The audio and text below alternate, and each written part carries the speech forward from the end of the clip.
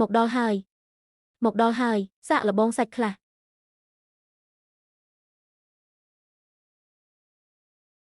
វាមិនក្តៅទេ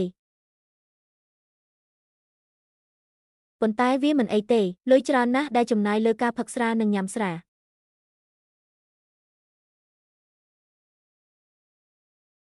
ផឹកវាស្អាតណាស់គាត់ប្រហែលជាសន្លប់ហើយឥឡូវនេះ3:21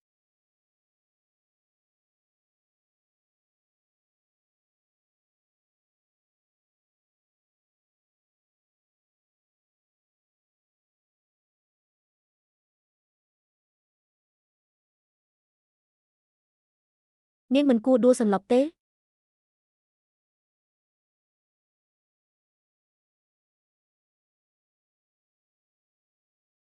ឈៀវជាថ្ងៃទី32ខែមីនាឆ្នាំ2017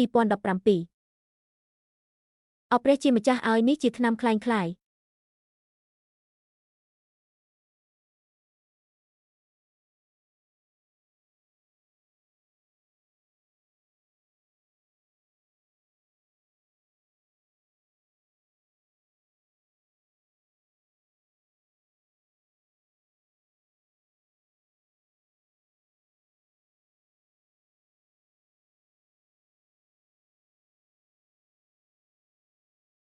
ហេតុអ្វីបានជាអ្នករំភើបអំពីកន្លែងនេះហេតុអ្វីបានជាអ្វីទាំងអស់ទេតើខ្ញុំអាចរកវាឃើញនៅឯណាទិញទំនិញថ្មី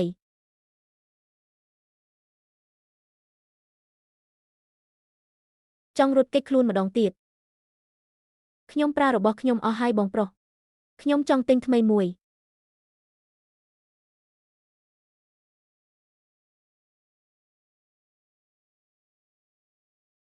គ្មាននរណាម្នាក់នៅទីនោះទេ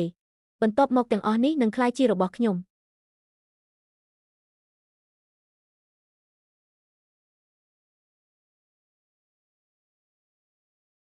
ទឹកកកទឹកកកទឹកកកទឹកកក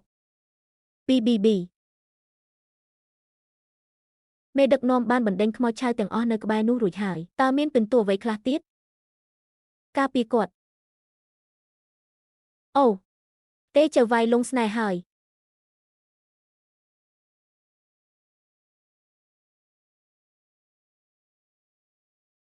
អាខ្ញុំឃ្លានណាស់ខ្ញុំឃ្លានខ្លាំងណាស់តើអ្នកកំពុងធ្វើអ្វីបន្ថយសំឡេងរបស់អ្នកឈួតហើយឬនៅអ្នកឈួតហើយកន្លែងនោះពោពេញដោយខ្មោចឆៅខ្ញុំសុកចិត្តឲ្យខ្មោចឆៅស៊ីជាងអត់ឃ្លានស្លាប់ជាងលូគាត់ពិតជាបានរួចជីវិតបងប្រុសឈៀងពិតជាអួតអាងបែបនោះមែនតើអ្នកមិនខ្លាចត្រូវបានចិញ្ចឹមដោយ Zombie Stale មានម្ហូបឆ្ងាញ់ច្រើនណាស់នៅទីនេះគាត់អាចញ៉ាំបានច្រើនតាមដែលគាត់ចង់បានគ្រាន់តែឃើញអ្នកអាចស្រមៃមើលរសជាតិក្រៀមនិងស្ពឹកនៃជើងទាខ្ញុំបានស្រក់ទឹកមាត់ជំនួសគាត់អ្នកមិនយល់ថាវាចម្លែកទេក្រុមខ្មោចឆៅនេះវាដូចជាខ្ញុំកំពុងត្រូវបានគ្រប់គ្រងហេតុអ្វីបានជាគាត់ជាមនុស្សតែម្នាក់គត់ដែលអាចទទួលបានជោគជ័យក្នុងពិភពជំនួញគូហាឡេនៀនតើអ្នកឈួតមែនទេបើអ្នកចង់សួរខ្ញុំអ្នកស្លាប់ហើយ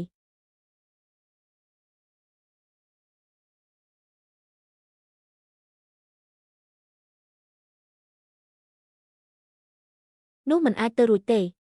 ខ្មោចឆៅក្នុងសហគមន៍មិនចង់ប្រគល់គ្រែរបស់ពួកគេទេអ្នកប្រហែលជាមិនអញ្ចឹងទេឆ្មាតែងតែរើខ្លួនបន្តិចមុនពេលស៊ីកណ្ដោះបន្ទាប់មកសូមរងចាំឲ្យពួកសំប៊ីបញ្ចប់អំពើអាក្រក់របស់ពួកគេហើយស៊ីឆ្អែតចូលយើងបន្តទៅមុខទៀតនេះក៏ជាទង្វើដ៏មានគុណសម្បត្តិមួយដែរគឺការដេកចុះហើយចាប់ដៃគ្នាយ៉ាងណែនខ្ញុំមានអារម្មណ៍ថាមិនត្រឹមត្រូវទេ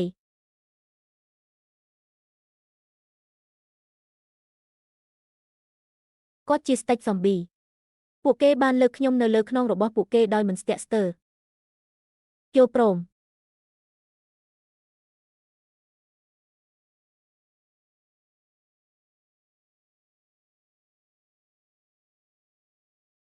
មួយនេះស័ក្តិសមនឹងអ្នកណាស់អញ្ចឹងសូមណែនាំ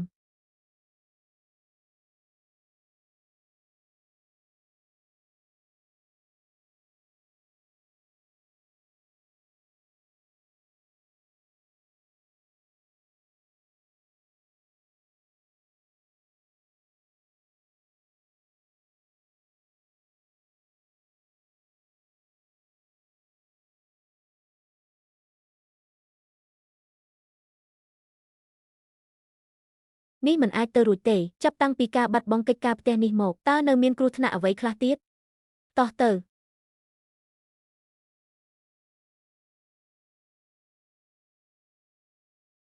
ជាងលូចាំមើលថាលើកនេះអ្នកលាក់ខ្លួនដោយរបៀបណា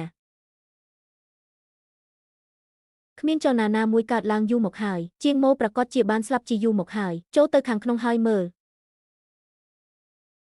តើអ្នករំពឹងថា Zombies នឹងបម្រើក្រុមចុះចតយ៉ាងដូចម្តេចមែនហើយហេតុអ្វីបានជាខ្មោចឆៅនេះជួយដឹករបស់របរបន្ទាប់ពីចុះចតធ្វើជាកូនកំលោះរបស់គាត់មានភាពខ្មាស់អៀនហើយខ្លាចបាត់បង់ជនរួមជាតិរបស់គាត់តើអាចមានក្រុមខ្មោច Zombie ដោយរបៀបណាគោរពប្រតិបត្តិតាមគាត់យើងទាំងអស់គ្នាជាមិត្តរួមថ្នាក់ចាស់ពីកម្មវិធីចុះចតគាត់មិនអាចឈរមើលនរណាម្នាក់ស្លាប់បានទេមែនទេមែនហើយខ្ញុំជាបងប្អូនជីដូនមួយរបស់គាត់សិស្សានុសិស្សឲ្យប្រញាប់ឡើងបើវាកើតឡើងយឺតជាងនេះទៀតនោះនឹងគ្មានអ្វីនៅសល់ឡើយហេតុអ្វីបានជាអ្នកល្ងងតើអ្នកអាចធានាសុវត្ថិភាពរបស់ Zombies បន្ទាប់ពីចុះចតដោយរបៀបណាពួកគេនឹងមិនបរិភោគមនុស្សទេអ្នកឆ្លាតណាស់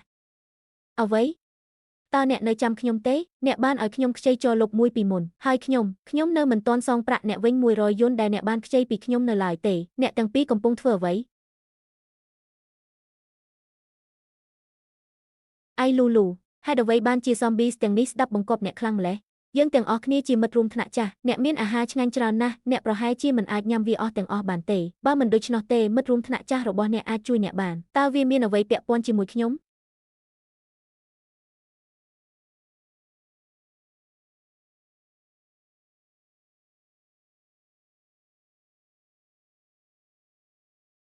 ហេជាងឡូតើអ្នកកំពុងធ្វើអ្វីតើអ្នកមិនគួរជួយនរណាម្នាក់ដែលកិច្ចសាលាហើយជួបបញ្ហាទេខ្ញុំនឹងមិនជួយទេប្រញាប់ឡើងហើយឲ្យជើងមាន់មកខ្ញុំអ្នកនៅតែចង់លួចជើងមាន់របស់ខ្ញុំមែនទេខ្ញុំបានជួយសង្គ្រោះជីវិតអ្នកដោយសប្បុរសនៅពេលនោះប៉ុន្តែអ្នកបានរុញខ្ញុំចូលទៅក្នុងគំនរខ្មោចឆៅហេតុអ្វីបានជាអ្នកមិនជួយខ្ញុំនៅពេលនោះប្រសិនបើយើងមិនបានរុញអ្នកចូលទៅក្នុងវិនាសកម្មខ្មោចឆៅនៅពេលនោះទេអ្នកមានជីវិតល្អបែបនេះបន្ទាប់មកខ្ញុំគួរតែអរគុណអ្នកខ្ញុំបានឃើញក្មេងស្រីតូចនោះនៅស្ថានីយ៍រថភ្លើងក្រោមដីអូគាត់ជាបន្ទុកមួយយើងបានបាត់បង់ម្នាក់នោះចាំមើលថាតើខ្ញុំវាយអ្នកឬអត់អ្នករត់ទៅឲ្យហេតុអ្វីបានជាខ្មោចឆៅនេះអាចនិយាយបានតើគាត់ជាស្ដេច zombie មែនទេជួយផង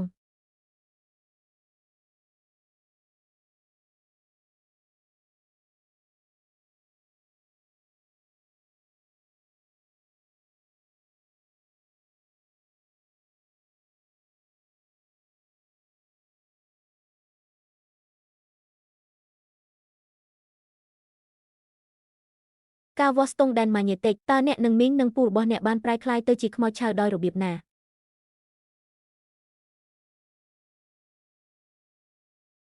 ឲ្យខ្ញុំខ្ចីបន្តិចមក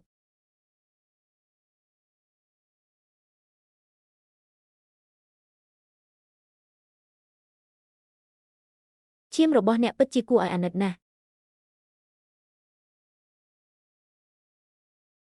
ហា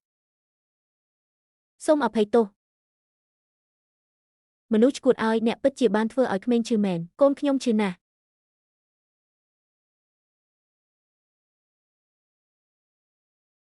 ខ្ញុំមានអារម្មណ៍អាក្រក់ខ្លាំងណាស់ខ្ញុំចង់ខំនរណាម្នាក់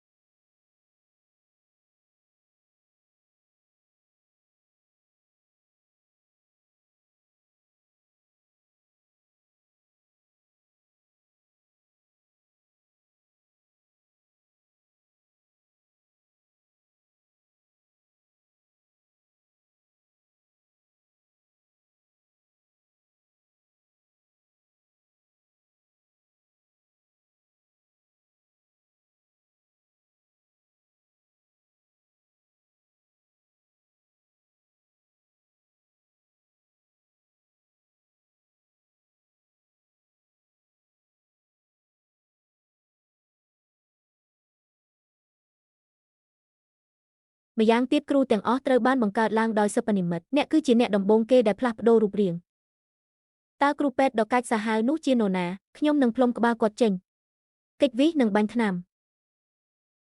វាបង្ហាញថាស្ដេចខ្មោចឆៅនេះមិនសូវគួរឲ្យខ្លាចប៉ុន្មានទេយ៉ាងណាក៏ដោយសុភាពបុរសដែលស្គាល់ឪពុករបស់ខ្លួនបានលាលែងពីតំណែងតាមពិតទៅខ្ញុំពិតជាមានអារម្មណ៍ខូចចិត្តបន្តិច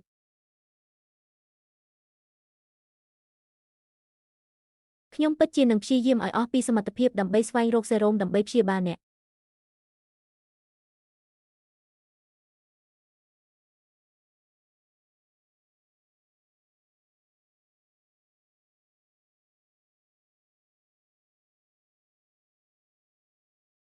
សុខសប្បាយជាទេប្អូនស្រីដូច្នេះវាគឺជាអ្នកកុំខ្លាចអីគាត់មិនមែនជាមនុស្សទេក្មេងនេះខ្វក់ណាស់អ្នកប្រហែលជាមិនមែនជារបស់គាត់ទេមែនទេ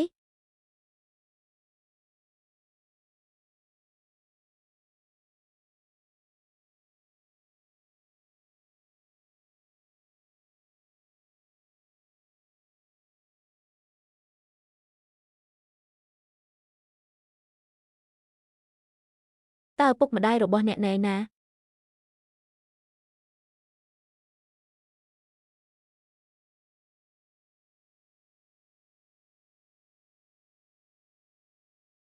តើមានមនុស្សផ្សេងទៀតនៅក្នុងគ្រួសាររបស់អ្នកទេ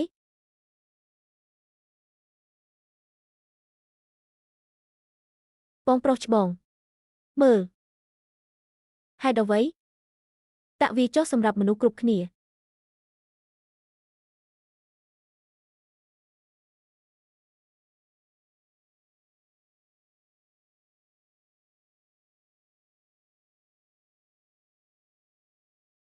អស្ចារ្យមែនបងប្អូនប្រុសរបស់ខ្ញុំមិនបានខំទេហើយថែមទាំងយកអាហារមកឲ្យខ្ញុំទៀតផងមានអ្វីញ៉ាំទេតើមិនមានមូលដ្ឋានសុវត្ថិភាពទេហេតុអ្វីបានជាអ្នកមិនទៅមានតែអ្នករឹងមាំនិងមានសុខភាពល្អប៉ុណ្ណោះដែលអាចទៅកាន់មូលដ្ឋានសុវត្ថិភាពបានតើយើងអាចក្លាយជាអ្នកដែលរារាំងមនុស្សគ្រប់គ្នាដោយរបៀបណា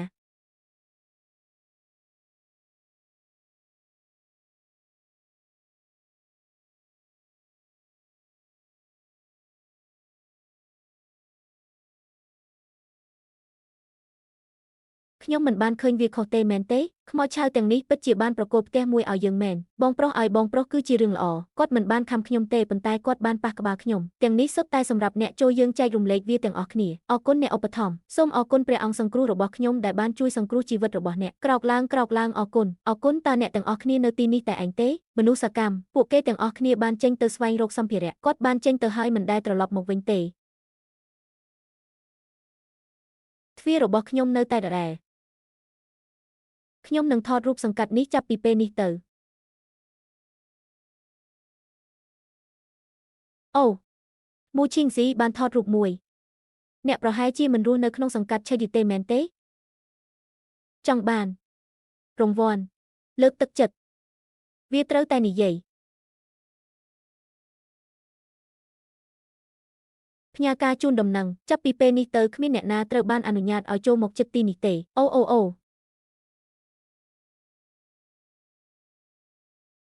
បណ្ឌិតរបស់ខ្ញុំវាថែមទាំងដោយសារតែអ្នកទៀតផងពួកគេខ្លាចជាបែបនេះលុះត្រាតែអ្នកមិនធ្វើវាដោយខ្លួនឯងខ្ញុំចង់ចាត់ទុកគាត់ដូចជាសាច់មិន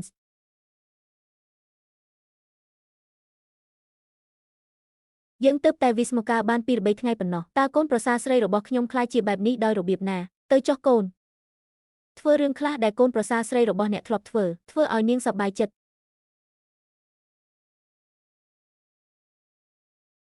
ពួកគេនៅតែចង់រញ៉េញ៉ៃជាមួយខ្ញុំត្រូវធ្វើអ្វី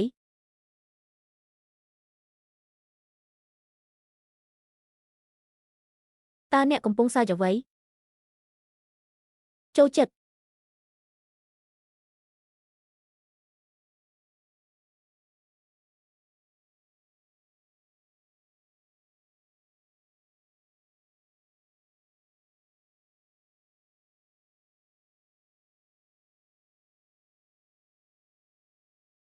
អ្នកណាថារបស់ទាំងនេះមិនមាន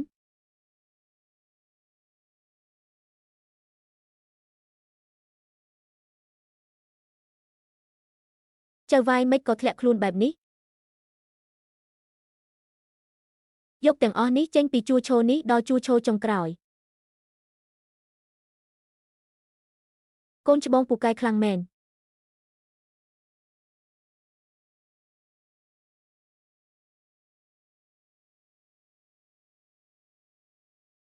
អ្នកណាប្រាប់អ្នកថាខ្ញុំចូលចិត្តរបស់ទាំងនេះស្ដេចសំប៊ីមិនគួរឲ្យខ្លាចប៉ុន្មានទេយើងពិតជាគួរឲ្យអាណិតណាស់តាមពិតខ្ញុំគឺបែបនេះឯងមកចុះ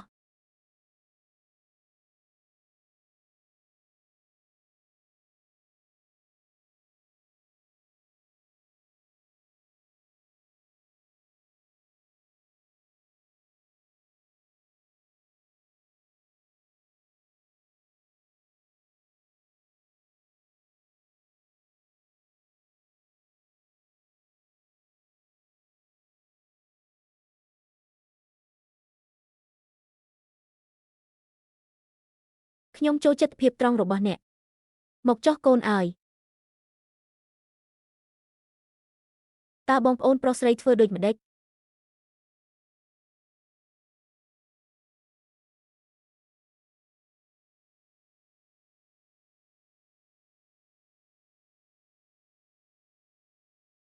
មានអ្វីកើតឡើង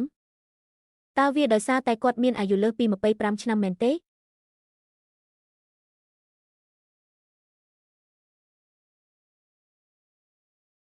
សំណាងល្អយើងបានញ៉ាំមុនកុំខ្លាចអីខ្មោចឆៅតូចប្អូនស្រីរបស់អ្នកបានរៀបចំរបស់របរសម្រាប់អ្នកសំប៊ីតូចចេញមកឲ្យលឿនបងស្រីនឹងផ្ដល់កូនឲ្យអ្នកសំប៊ីតូចសំប៊ីតូចសំប៊ីតូចតើអ្នកនឹងធ្វើអ្វីខ្ញុំចង់មានកូនប្រុសញ៉ាំខ្ញុំពេលអ្នកមិននៅក្បែរប៉ាសំប៊ីនិងម៉ាក់សំប៊ីនេះខ្ញុំអាចមានស្វាសម្រាប់កូនប្រុសរបស់អ្នកខ្ញុំអាចផ្ដល់ឲ្យអ្នកនៅចៅប្រុស10ឬ8នាក់ខ្ញុំនឹងអនុញ្ញាតឲ្យអ្នកញ៉ាំអ្វីដែលខ្ញុំបានទិញភ្លាមមានអាហារច្រើនណាស់អូសរសៃឈាមខ្ញុំគ្រប់គ្រាន់ហើយ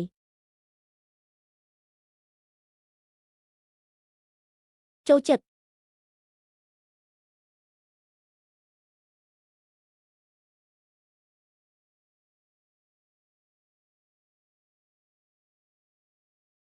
ឆ្ងាញ់ណាស់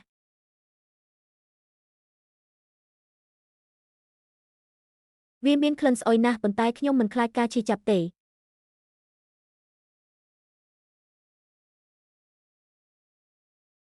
នេះមានន័យថាអ្នកយល់ព្រមឲ្យខ្ញុំមានចៅប្រុសម្នាក់សម្រាប់អ្នកគួរឲ្យខ្មាស់ណាស់ទោះយ៉ាងណាក៏ដោយប្រសិនបើលក្ខណៈពិសេសនៃមុខត្រូវបានបាត់បង់ក្មេងនោះត្រូវបានថែរក្សាដូចជាឆ្កែពូឈីហួរតើខ្ញុំនឹងត្រូវសន្សំលុយសម្រាប់ការវះកាត់កែសម្ផស្សរបស់គាត់ទេវ៉ាហាហាឯងច្របាច់កូនប្រសារស្រីខ្ញុំខ្លាំងពេកឬខ្ញុំថាបអ្នក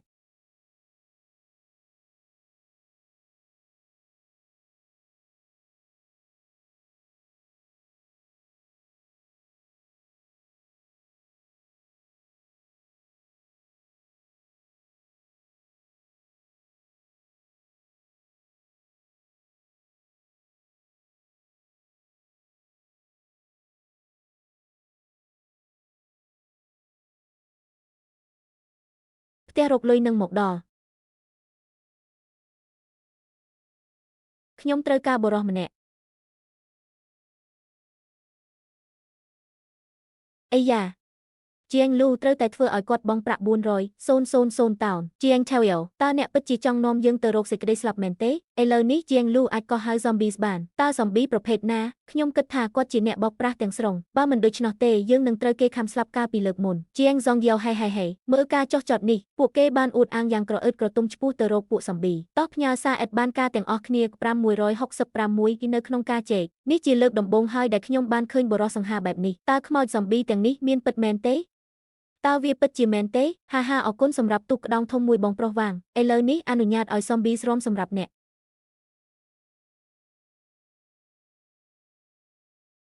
ហ៊ានធ្វើឲ្យកូនប្រសាររបស់អ្នកអង្វរអ្នកយ៉ាងដូចម្ដេចថ្នាក់ក្រៅម៉ោងសិក្សាដែលខ្ញុំបានចុះឈ្មោះអ្នកចូលរៀននៅពេលអ្នកនៅក្មេងវាគ្រាន់តែដើម្បីឲ្យអ្នកអាចបង្ហាញឥឡូវនេះប្រើរួចហេកុំទៅរងចាំខ្ញុំផងអ្នកទាំងអស់គ្នាខ្ញុំនឹងទៅដល់ទីនោះឆាប់នេះតើអ្នកនឹងលោតឬអត់បើខ្ញុំមិនលោតទេខ្ញុំបានបំផ្លាញសុភមង្គលរបស់យើងកាន់តែខ្លាំងបន្ទាប់មកផ្ដល់ឲ្យអ្នកនៅកូនប្រុស8នាក់អនុញ្ញាតឲ្យពួកគេខំអ្នកឲ្យខ្សែធនបន្ទាប់មកលោតយ៉ាងលឿន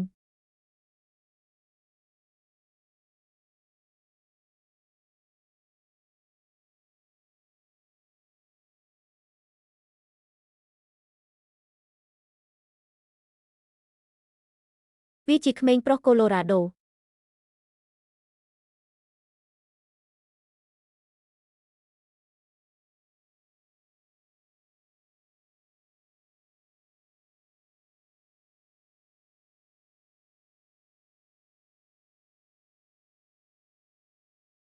អូពួកគេទាំងអស់ត្រូវបានបង្ហោះរួចហើយខ្ញុំបានឮថាខ្ញុំមិនដែលទទួលបានជោគជ័យបែបនេះទេក្នុងជីវិតរបស់ខ្ញុំហាហា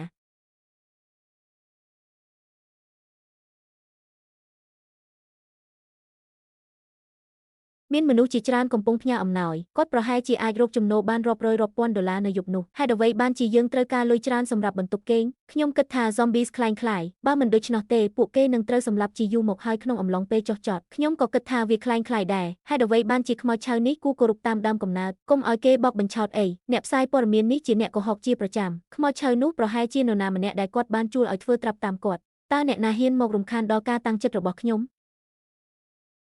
មើលធ្មេញរបស់យើងក្រឡេកមើលភ្នែករបស់យើងម្ដងទៀតតើរឿងនេះអាចមើលទៅคล้ายៗយ៉ាងដូចម្ដេចយើងជាស្តេចខ្មោចឆៅ Gangzen តើមនុស្សដែលមានភ្នែកក្រហមអាចពាក់កែវភ្នែកពណ៌បានទេការពាក់ធ្មេញសិប្បនិម្មិតមើលចុះអុយសម្លាញ់ឲ្យខ្ញុំពិតជាខ្មោចឆៅមែននេះពិតជាព្រះអង្គម្ចាស់ zombie មែនត្រូវធ្វើអ្វីតើអ្នកប្រកាសទេនេះជាលើកដំបូងដែលខ្ញុំបានឃើញនរណាម្នាក់ធ្វើការស្នើសុំដ៏ហួសហេតុបែបនេះ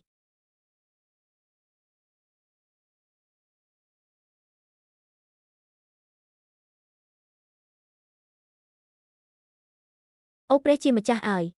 គោមើលទៅតូចហើយគួរឲ្យស្រឡាញ់ណាស់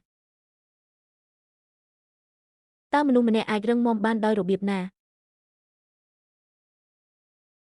អូព្រះជាម្ចាស់អើយតើការចុះចតពិតជាអាចគ្រប់គ្រង zombies បានទេឬយើងគួរទៅហៅរកជំនួយដើម្បីចុះចតអនុញ្ញាតឲ្យគាត់នាំយើងចូលតើអ្នកកំពុងទៅណាពេលយើងចុះចតយើងនឹងឲ្យពួក zombie ស៊ីឯងទាំងអស់គ្នាតើអ្នកណាអាចប្រាប់បានថាវាពិតឬមិនពិតតាមរយៈអេក្រង់ការត្រូវបានស៊ីដោយ zombies គឺប្រសើរជាងការអត់ឃ្លានរហូតដល់ស្លាប់នៅទីនេះឈប់ឆ្លោះប្រកែកគ្នាការផ្សាយទៅតែនិយាយថាមូលដ្ឋានសុវត្ថិភាពនេះមានស្បៀងអាហារនិងការការពារយោធាគ្រប់គ្រាន់តារាបណាយើងមកដល់មូលដ្ឋានសុវត្ថិភាពឥឡូវនេះមានសុវត្ថិភាពទាំងស្រុងតើយើងកំពុងរងចាំអ្វីតោះទៅខ្ញុំត្រូវតែស្ទាត់ជំនាញពាក្យសម្ដីរបស់ឪពុកនៅយប់នេះ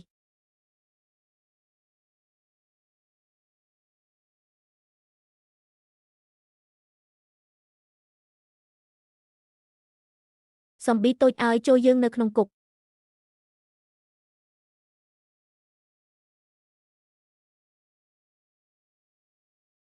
ខ្ញុំមិនចង់យកសន្លឹកមួយឡើងទៅដល់ប្រភេទជាមប៉ុន្តែ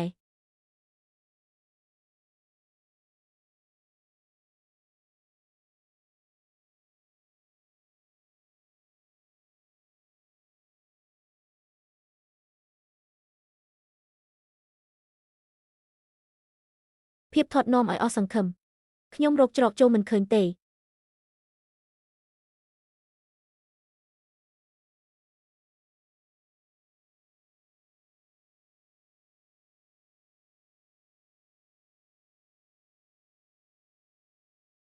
ខ្ញុំគិតថាស្ដេច zombie គឺជាសត្វដ៏មានអំណាចមួយប្រភេទ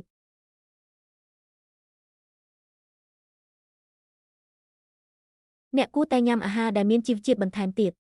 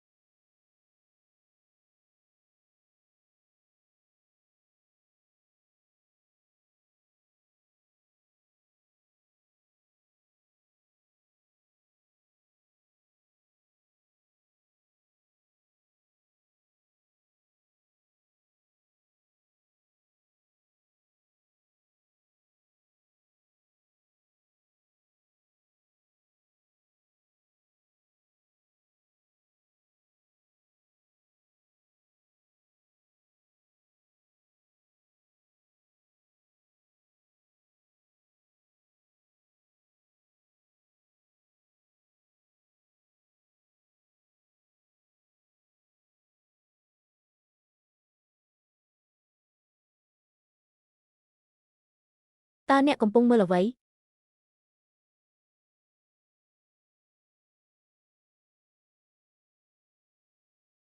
តើអ្នកកំពុងមើលអ្វី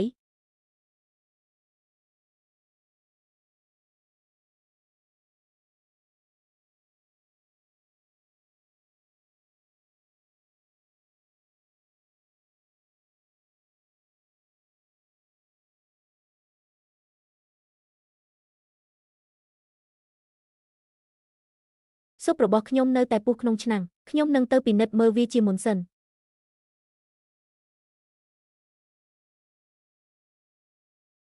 នៅពេលដែលយើងជាស្នេហារបស់អ្នក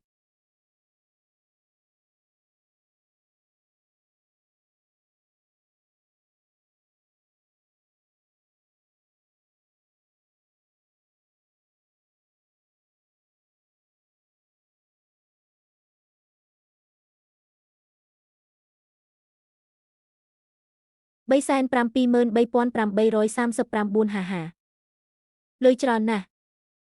ពេលខ្ញុំរកលុយបានគ្រប់គ្រាន់សម្រាប់ទិញម្សៅទឹកដោះគោឲ្យកូនខ្ញុំសើថបានវិលមករកភាពរុងរឿងឡើងវិញហើយអ្នកអាចយកលុយនេះហើយរត់លេងដោយសេរីបាន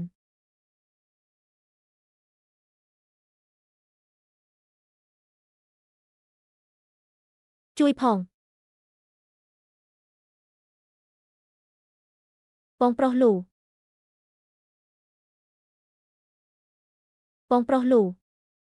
បងប្រុសលូបងប្រុសលូភ្ញាក់ពីដំណេកនោះសមហេតុផលពិត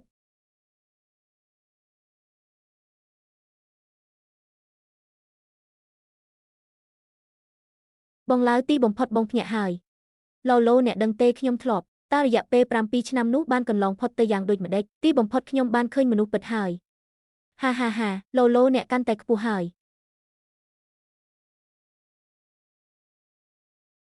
តើអ្នកជានរណាឆេនវីតើអ្នកបានរកឃើញមិត្តប្រុសរបស់អ្នកឈ្មោះលូលូនៅពេលណាម៉េចបានជាខ្ញុំមិនដឹងគាត់មើលទៅចម្លែកណាស់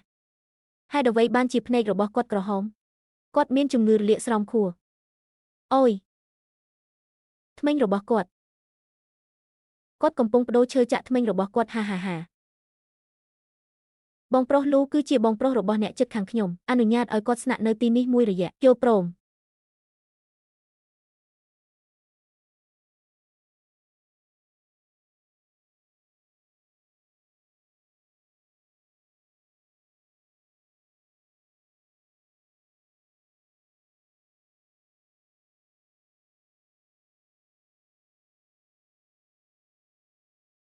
ឡូឡូអ្នកមកដល់ហើយ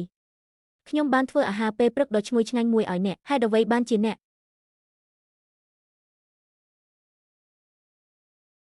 តើអ្នកកំពុងធ្វើអ្វី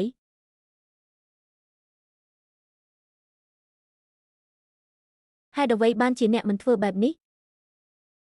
បងប្រុសទី6តើអ្នកកំពុងធ្វើអ្វីតើអ្នកអាចយកអាហារពីគាត់ដោយរបៀបណាខ្ញុំមិនយល់ទេមិនមែនគ្រាន់តែឆ្លងកាត់នោះទេអ្នកយល់ច្រឡំហើយគាត់វាយខ្លួនឯងកុំធ្វើបាបគាត់គ្រាន់តែដោយសារតែគាត់មិនអាចនិយាយបាន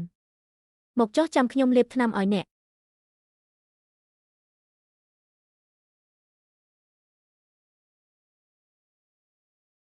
តើវាមិនឈឺចាប់ទេពេលអ្នកវាយខ្លួនឯងតាមពិតគាត់ហ៊ានលបួងខ្ញុំដោយចេតនា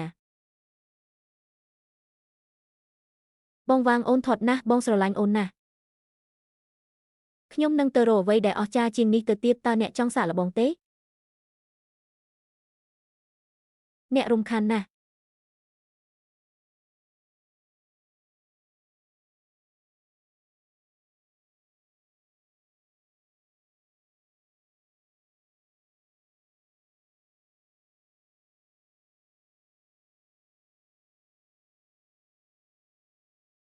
តើវាឈឺចាប់ខ្លាំងទេវាមានអារម្មណ៍ក្រហមជាងមុនអ្នកដែលបានធ្វើការឲ្យខ្ញុំនឹងវាយគាត់ឲ្យល្អញ៉ាំយល់ព្រមខ្ញុំនឹងផ្លុំវាឲ្យអ្នក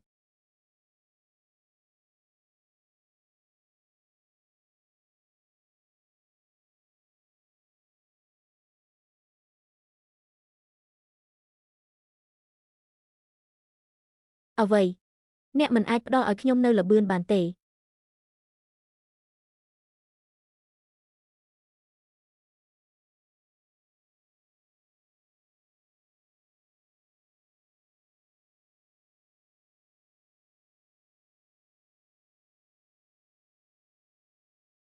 ស្រាប់តែខ្លាយជាខ្លាំងមែនទែនខ្ញុំនឹងធ្វើឲ្យអ្នកហូរឈាមមួយស្ទីលហើយវាចេញហើយ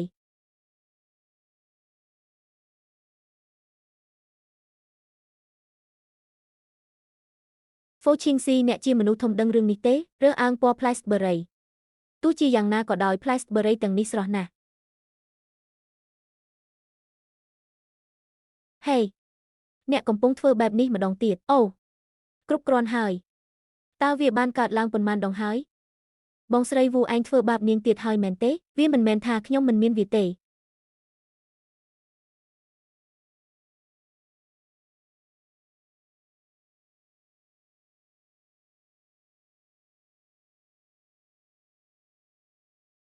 ទោះបីជាយ៉ាងណាក៏ដោយអ្នកនៅតែនិយាយថាអ្នកមិនអីទេឡូខ្ញុំពិតជាមិនបានធ្វើទេគាត់បានកំពុកទឹកដោយខ្លួនឯងអ្នកមិនជឿខ្ញុំទេមែនទេសូមឲ្យខ្ញុំបង្ហាញសម្រាប់អ្នកគាត់ទើបតែពេលនេះស្បែកជើងរបស់ខ្ញុំមិនតែងតែក្តៅទេខ្ញុំនឹងនាំអ្នកទៅលាបថ្នាំ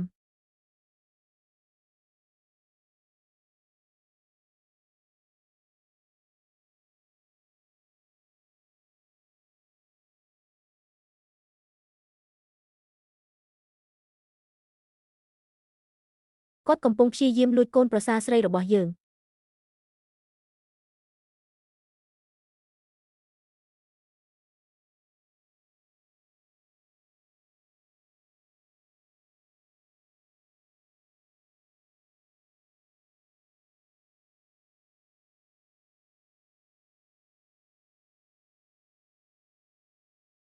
មូលហេតុត្រូវបានគេរកឃើញថាដោយសារតែគាត់បានប្រើឈ្មោះក្លែងក្លាយថាស៊ូបម្រើការជាគ្រូបង្រៀននៅសាលាហា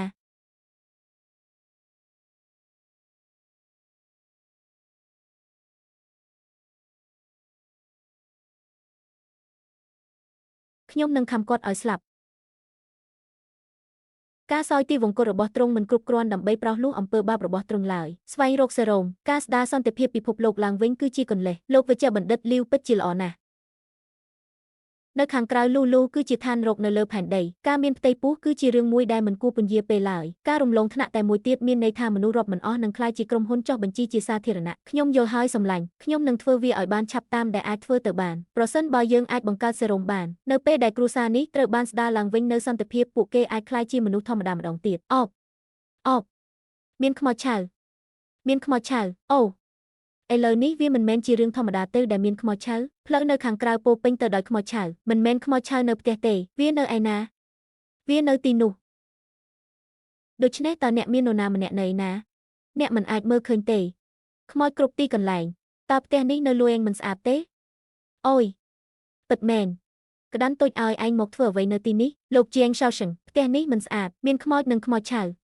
អ្នកនិយាយថាកំពូលភ្នំរបស់យើងមិនទាន់ពេញលេញទេឲ្យបងប្អូនថ្លៃឲ្យយូរម្លេះអ្នកសុខសប្បាយទេ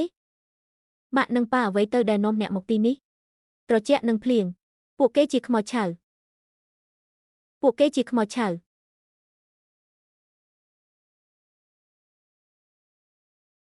ហើយក្មេងម្នាក់នេះភាពក្មេងវ័យពិតជាអស្ចារ្យណាស់ហាខ្ញុំអាចជំងុយគេងបានភ្លាមពេលខ្ញុំងាកក្បាល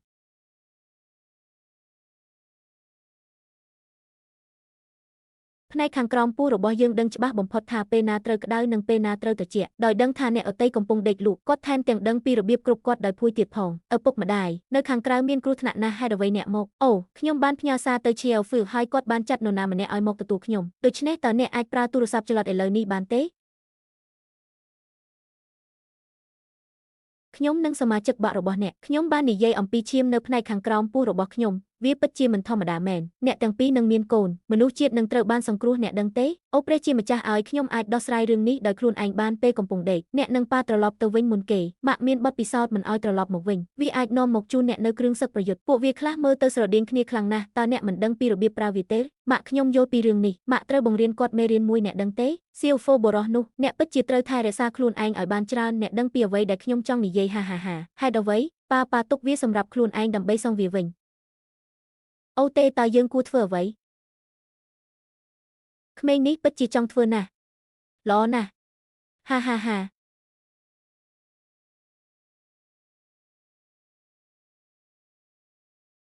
មិនអើពើនឹងសេរ៉ូមសំបីតែសម្រាប់ខ្លួនខ្ញុំផ្ទាល់បុរសដ៏អស្ចារ្យប្រភេទនេះមិនគួរមើលរំលងឡើយបុរសសង្ហាអង្គុយ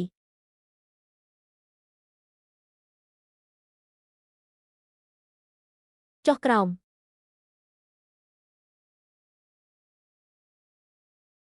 មានកិច្ចការផ្ទះដែរមែនទេ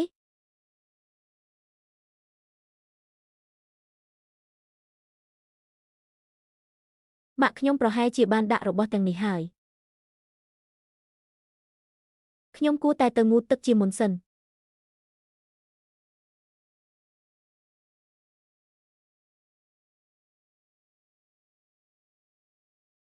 អ្វីខ្ញុំប្រហែលជាកំពុងយល់សប្តិហើយបាត់ចាសបាត់ចាស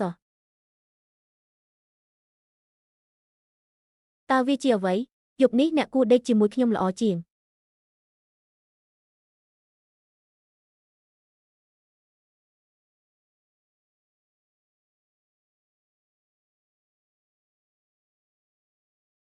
អ្នកជាខ្មោចឆៅមែនទេពាក្យសម្ដីរបស់ឪពុក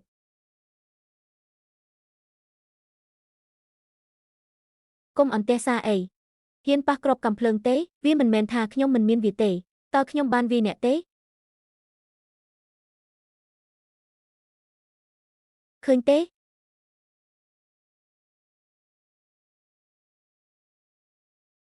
ចាប់តាំងពីអ្នកអាចធ្វើពុតបើដូច្នោះខ្ញុំក៏អាចធ្វើពុតបានដែរអូយខ្នងខ្ញុំឈឺណាស់អូយក៏របស់មីងក៏ឈឺខ្លាំងណាស់ដែរតើអ្នកកំពុងធ្វើអ្វីការស្លៀកពាក់បែប cosplay មិនអនុញ្ញាតឲ្យខ្យល់ចេញចូលបានទេមិនអីទេខ្ញុំគិតថាយើងទាំងពីរយល់ហើយឥឡូវនេះតើអ្នកតែងតែធ្វើបាបស្ត្រីមែនទេចាំមើលបើខ្ញុំមិនបង្រៀនមេរៀនឲ្យអ្នកទេរួចក៏ចាក់ចេញទៅ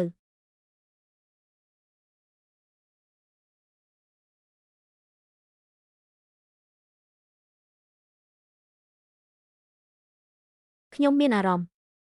តើមានកម្មវិធីអ្វីខ្លះផ្សេងចាប់តាំងពីមានរឿងបែបនេះមកចូលចាប់ផ្ដើមនៅទីនេះ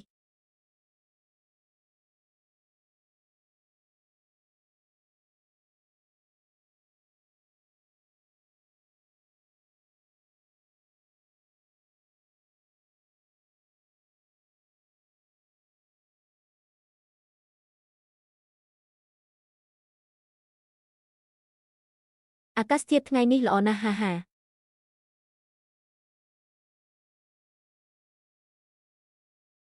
យកខ្ញុំទៅឆ្ងាយឆាប់ខ្ញុំខ្មាស់គេពេកមិនហ៊ានប្រឈមមុខនឹងអ្នកណាឥឡូវនេះ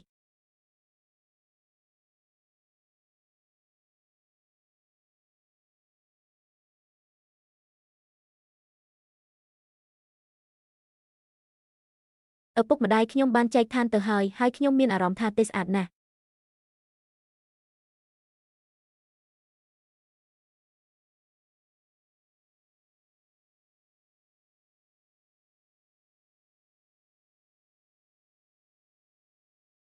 ថ្ងៃនេះដើម្បីធានាសុវត្ថិភាពដល់ប្រជាពលរដ្ឋប្រតិបត្តិការសម្អាតទ្រង់ទ្រីធំបានចាប់ផ្ដើមហើយសូមស្វាគមន៍មកកាន់ការរាយការណ៍អំពីកន្លែងប្រមូលផ្ដុំខ្មោចឆៅអ្វីពួកគេបានចាប់ផ្ដើមកម្ចាត់ខ្មោចឆៅហើយ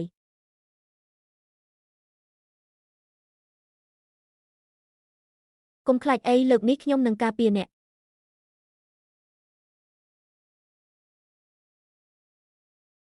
ហេតុអ្វីបានជាខ្ញុំស្រាប់តែព្រួយបារម្ភថាគាត់អាចនឹងត្រូវឡោមព័ទ្ធនិងវាយប្រហារវាពិតជាដោយសារតែពួកគេមិនទាន់មានកូននៅឡើយត្រឹមត្រូវហើយការជួបប្រជុំគ្នាបន្ទាន់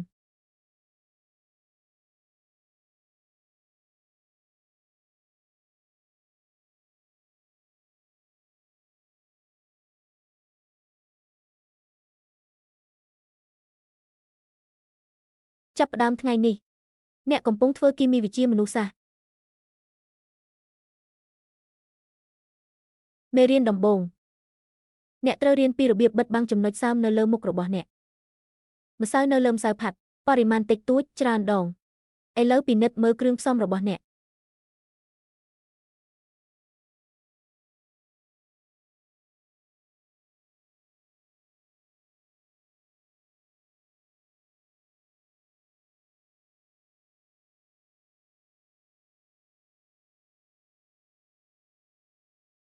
អូ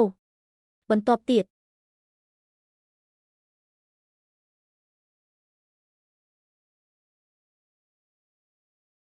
វាត្រូវបានគូយ៉ាងល្អ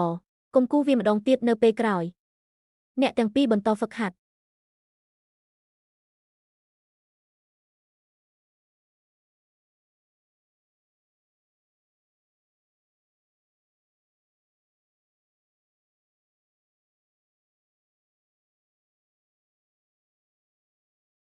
សង្ហាណាស់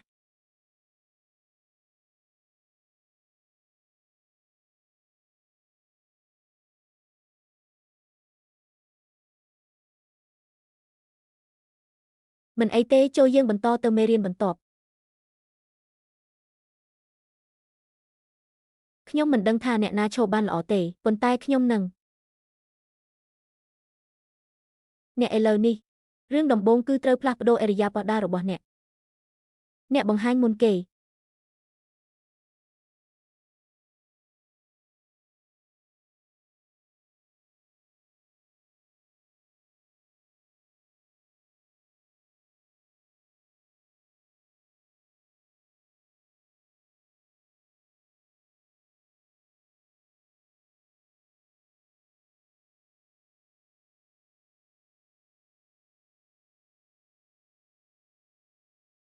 លោកគ្រូលីវមានចរិតលក្ខណៈរឹងមាំរង្វាន់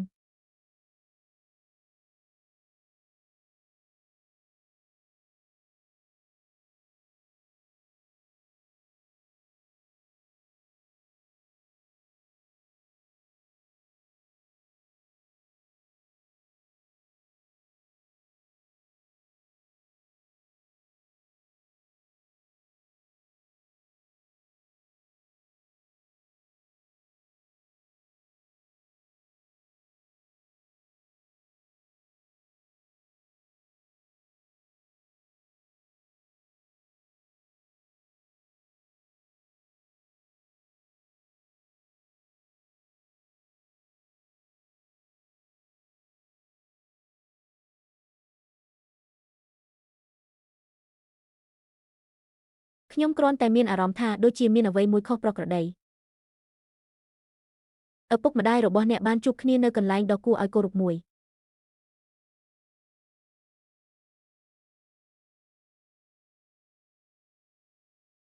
បន្ទាប់មកអ្នកនឹងអនុវត្ត Aaron Keller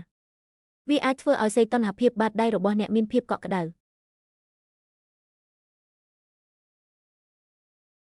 ចូលចាប់ផ្ដើម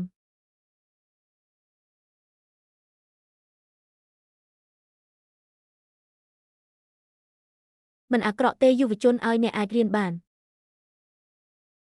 ហេចាំមួយផ្លែត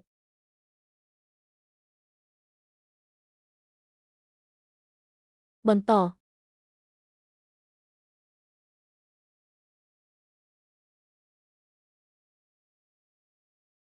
តាមវិធីនោះខ្ញុំនឹងបានផ្លែកន្ទួតអាំងញ៉ាំ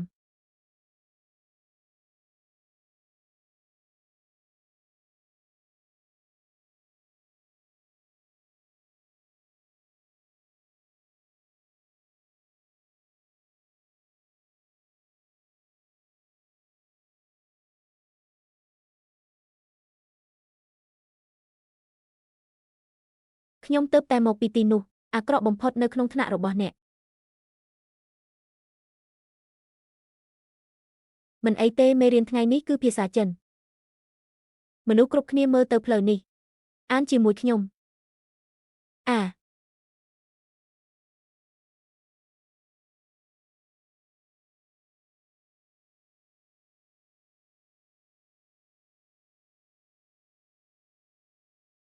អូទេខ្ញុំនៅស្ងៀមយូរពេកហើយ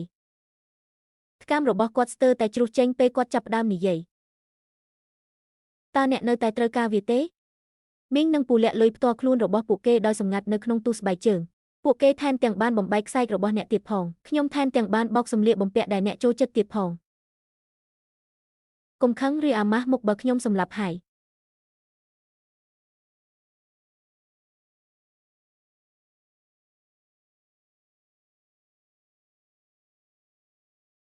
ជាការពិតណាស់កំហឹងអាចធ្វើឲ្យមនុស្សនិយាយបាន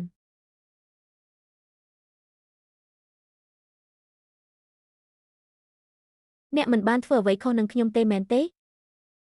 ទោះបីជាមិននិយាយក៏ដោយក៏ពួកគេខ្លាចជាស្ទាត់ជំនាញដែរច្បាស់ណាស់ប្រគល់វាទៅប្រគល់វាទៅ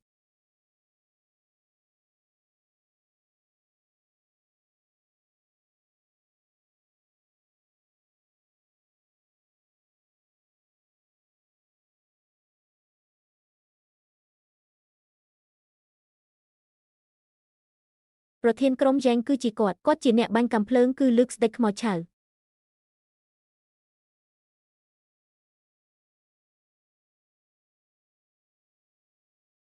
សួស្ដី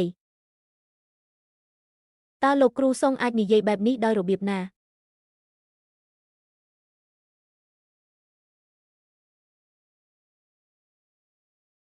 ដៃរបស់មនុស្សម្នាក់នេះក្តៅណាស់ពួកគេមិនមែនជាខ្មោចឆៅទេហឹមជាការពិតណាស់មិនមែននៅក្នុងបាតដៃនេះទេខ្ញុំនៅព្រឹកព្រលឹមណាស់អនុញ្ញាតឲ្យគាត់ធ្វើការផលិតដែលមានអាំងតង់ស៊ីតេខ្ពស់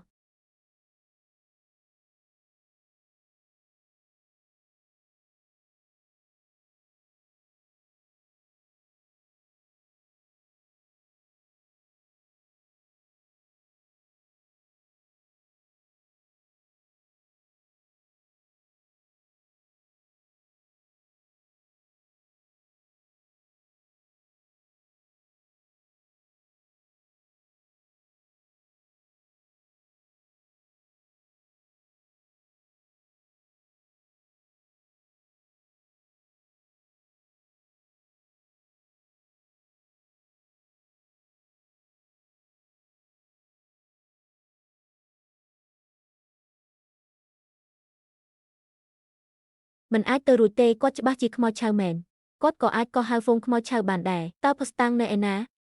ទោះបីជាគាត់ពូកែលាក់បាំងភាពក្រអឺតក្រទុំក៏ដោយក៏គាត់មិនអាចទ្រាំទ្រនឹងវាបានដែរ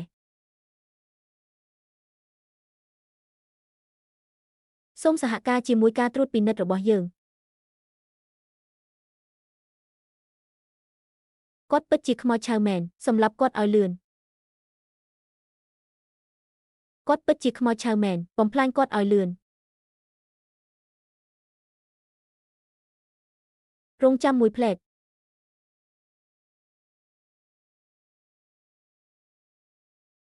មើលដោយប្រុងប្រយ័ត្នតើនេះជាភាពស្លេកស្លាំងឬជាស្នាមសាក់នេះមិនអាចទៅរួចទេការធ្វើតេស្តឈាមច្របាច់ឈាមរបស់គាត់យ៉ាងរហ័សឈាមរបស់គាត់ត្រូវតែខុសពីឈាមរបស់យើងគ្រប់គ្រាន់ហើយប្រសិនបើគាត់ពិតជាខ្មោចឆៅមែនយើងមិនទាន់បានបាញ់នៅទីនេះនៅឡើយទេយើងបានស្លាប់ទៅយូរហើយដោយគ្មានកន្លែងបញ្ចុះសពសម្រាប់លំហែកាយអ្នកមិនអាចចាក់ចេញបានទេគាត់ជាខ្មោចឆៅអ្នកគួរតែសម្លាប់គាត់ឲ្យលឿនសូមកុំរារាំងអាជីវកម្មផ្លូវការមើលឲ្យលឿនគាត់បានបង្ហាញចង្កូមរបស់គាត់មករកយើងគាត់ជាខ្មោចឆៅអ្នកទាំងអស់គ្នាពិភាក្សាគ្នាយ៉ាងរហ័សអំពីរបៀបចាក់ចេញតើអ្នកកំពុងបង្ខំយើងឲ្យញ៉ាំអាហារឆ្កែមែនទេការដកថយជាដើមប្រធានក្រុមជែងខ្ញុំចាំថាមានខ្មោចឆៅចំណាស់ពីរក្បាលនៅក្នុងផ្ទះរបស់ពួកគេទោះបីជាគាត់ជាស្ដេចខ្មោចឆៅក៏ដោយគាត់ក៏អាចត្រូវបានគេចាប់ខ្លួនបានដែរចុះសំប៊ីធម្មតាវិញសម្រាប់ពួកគេឲ្យលឿនវាគឺជាពួកគេអូពូនិងមីងខ្ញុំមិនទាន់ប្រាប់អ្នកទេការងារដូចជាការលាបជញ្ជាំងគ្រាន់តែទុកវាឲ្យយើងប្រធានក្រុមជែងនិងអ្នកដទៃទៀតមិនអាចនិយាយបានទេហើយបាត់គឺខ្មៅពួកគេត្រូវតែជាខ្មោចឆៅហេតុអ្វីបានជាអ្នករើសអើងជនពិការពូនិងមីងគ្រាន់តែមិនដឹងពីរបៀបនិយាយគ្នាមិនអាចនិយាយបាននោះជាលេសដ៏ល្អមួយតើពួកគេចេះភាសាសញ្ញាទេ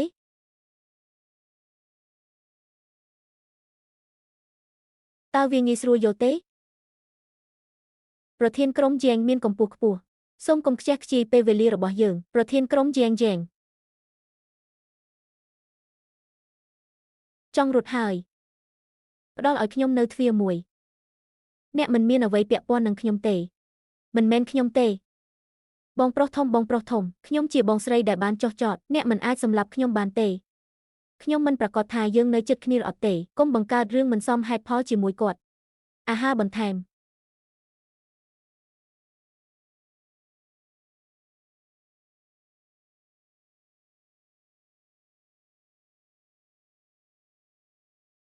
ខ្ញុំនៅតែល្អបំផុតមែនទេ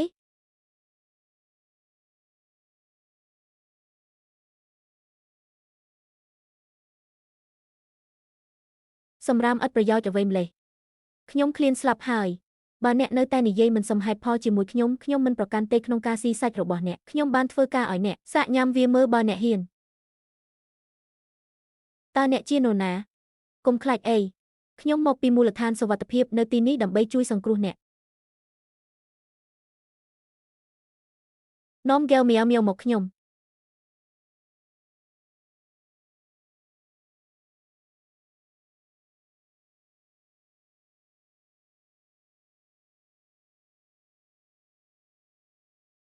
តើអ្នកនៅចាំសេះដែលងាប់របស់ឪពុកអ្នកទេចូលទៅហើយនាំគាត់មកវិញ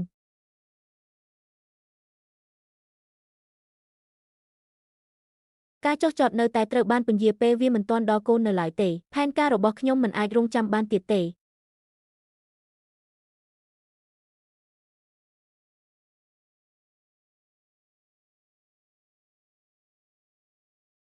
ផ្ដល់អាហារបំប៉នខ្លះដល់គាត់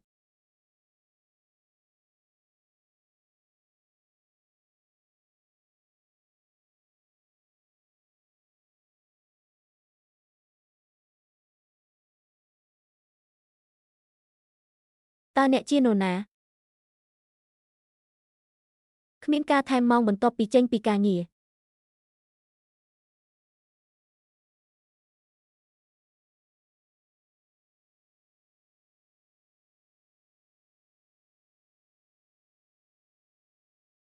តើគាត់ក្លាយជាមនុស្សសង្ហាយ៉ាងដូចម្តេច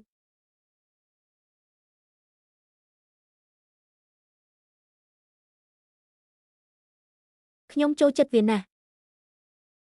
តើគាត់ជានរណាស្ដាប់ការពន្យល់របស់ខ្ញុំពេលខ្ញុំកំពុងបត់ជើងតូចគាត់និងខ្ញុំទើបតែត្រូវបានគេចាប់ពង្រត់ការនៅក្មេងហើយត្រូវបានបង្ខំឲ្យធ្វើអ្វីមួយជាមួយគ្នាខ្ញុំយឺតហើយអតីតមិត្តស្រីរបស់អ្នកនាងគួរឲ្យស្រឡាញ់ណាស់ហេតុអ្វីបានជាស្ត្រីម្នាក់នេះមិនច្រណែនពួកមនុស្សល្ងងទាំង4នាក់នេះគ្មានសុជីវធម៌ទាល់តែសោះ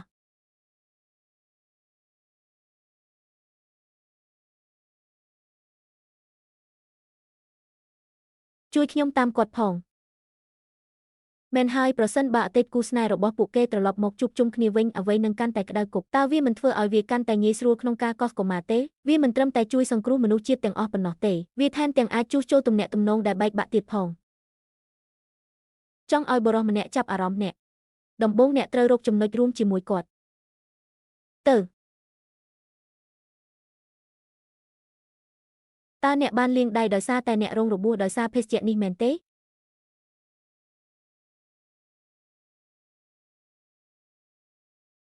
តើនេះជារបៀបដែលអ្នកស្វែងរកចំណុចរួមមែនទេតើខ្ញុំបានធ្វើអ្វីខុសទេនេះគ្រាន់តែបង្ហាញថាអ្នកនៅតែមានវឌ្ឍនភាពជាច្រើនដែលត្រូវធ្វើនឹងមិនអីទេខ្ញុំនៅតែមានរូបមន្តសម្ងាត់មួយម៉ោង8 យប់នេះសូមអញ្ជើញមកទទួលទានអាហារពេលល្ងាចជាមួយខ្ញុំកុំបារម្ភអីក្នុងពិភពរ៉ូមែនទិកនៃអាហារពេលល្ងាចក្រោមពន្លឺទៀនមនុស្សជាតិទីបំផុតទទួលបានជ័យជំនះទៅបដូរសម្លៀកបំពាក់ទាំងនេះទៅខ្ញុំនឹងជួយអ្នកផ្ញើកំណត់ចំណាំ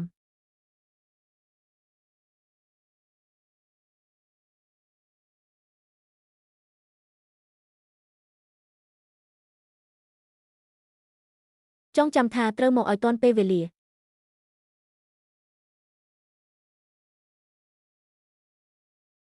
អាហារពេលល្ងាចក្រោមពន្លឺទៀនតើគាត់នឹងសារភាពអារម្មណ៍របស់គាត់ប្រាប់ខ្ញុំទេ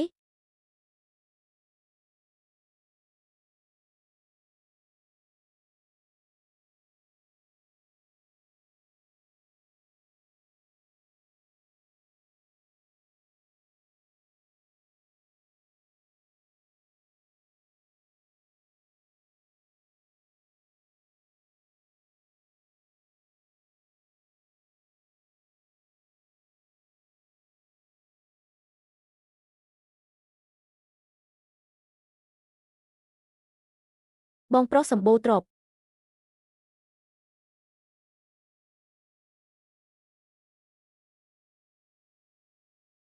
សាច់ចៀម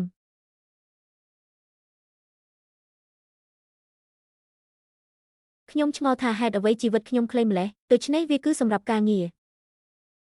គាត់ថាជីវិតខ្លីពេកតើអ្នកស្ដាយក្រោយទេដែលបានរុញខ្ញុំទៅអបអ្នកផ្សេងអ្នកគួរតែបានបង្ហាញពីអារម្មណ៍របស់អ្នកលឿនជាងនេះអាចមានពេលមួយឬច្រើនជាងនេះ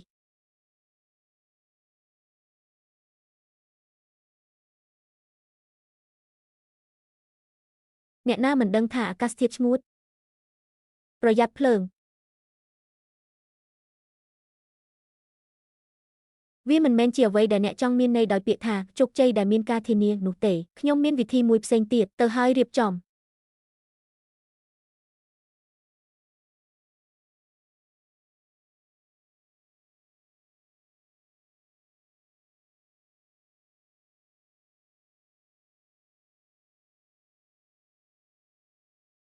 តើអ្នកណាធ្លាប់ប្រើសម្រាមតើអ្នកដឹងទេថាហេតុអ្វីបានជាការសម្អាតពិបាកម្ល៉េះខ្ញុំនឹងយកឈ្នះអ្នករាល់ពេលដែលខ្ញុំដឹង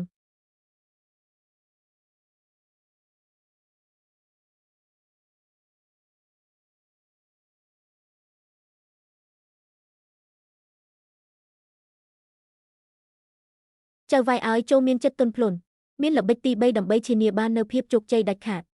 វាល្អបំផុត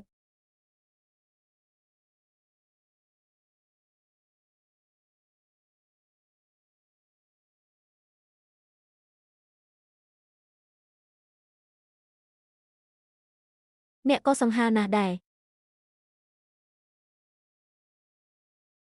ហេតុអ្វីបានជាអ្នកលងស្នេហ៍នឹងនារីគ្រប់រូបដែលអ្នកជួប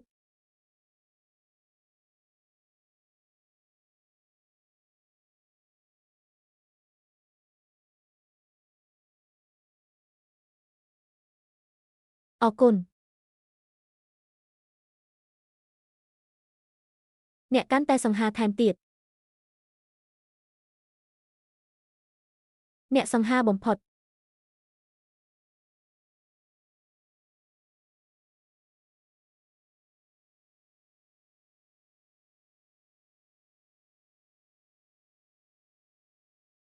អូរួមគ្នាហេតុអ្វីបានជាអ្នកឈរនៅទីនោះបែបនោះតោះមករីករាយជាមួយបរិយាកាសបែបនេះជាមួយគ្នាអាលែងទៅបងប្រុសធំអ្នកមិនអាចប្រព្រឹត្តចំពោះខ្ញុំដូចជាខ្ញុំនឹងស៊ីអ្នកដោយសារតែអ្នកត្រូវបានគេបដិសេធនោះទេស្ត្រីល្ងងតើអាញាកណ្ដាលមិនអាចប្រាប់បានទេថា Fu Teng Se ចូលចិត្តអ្នកណាប៉ុន្តែ Fo Ching Si មិនមែនជាមនុស្សតែម្នាក់គត់នៅក្នុងโลกនេះដែលរងទុក្ខវេទនាបែបនេះទេមកបងប្រុសខ្ញុំខុសហើយ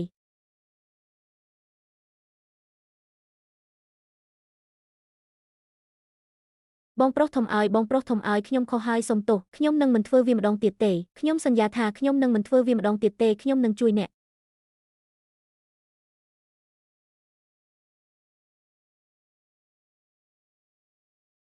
លោកយ៉ែងខ្ញុំចូលចិត្តរឿងភាគទូរទស្សន៍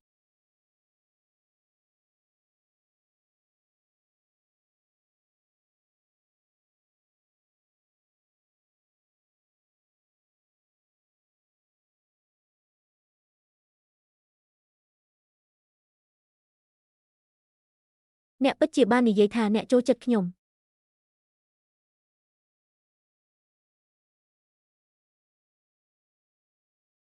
តើអ្នកល្ងងប៉ុណ្ណាតើអ្នកចូលចិត្តគាត់ទេទោះជាយ៉ាងណាក៏ដោយប៊ូឈីងស៊ីនោះមានកម្ពស់ខ្ពស់និងសង្ហាវានៅតែអាចវាយបានខ្ញុំនិយាយមិនចេញទេអូសូមទោសផងខ្ញុំខុសហើយខ្ញុំមិនដឹងថាខ្ញុំក៏ចូលចិត្ត Fijense ដែរសូមបង្រៀនខ្ញុំពីរបៀបធ្វើម្ហូបឲ្យឡាវយ៉ាងផងយ៉ាងចាស់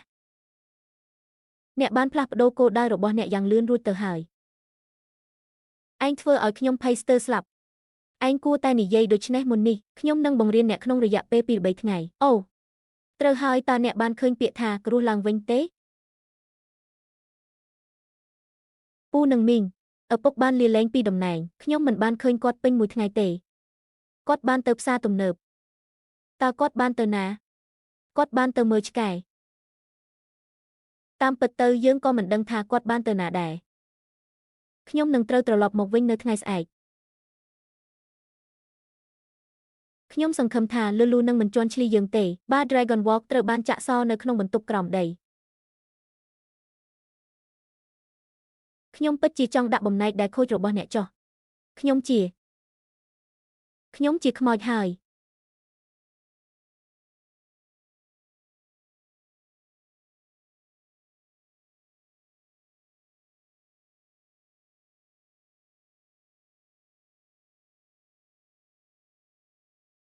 Fijense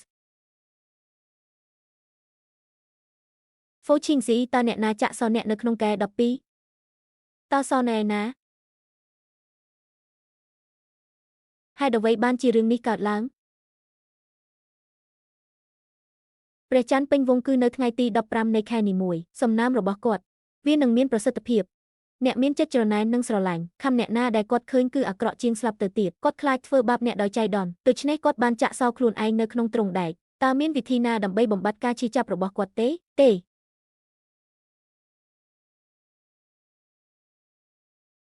ដូច្នេះ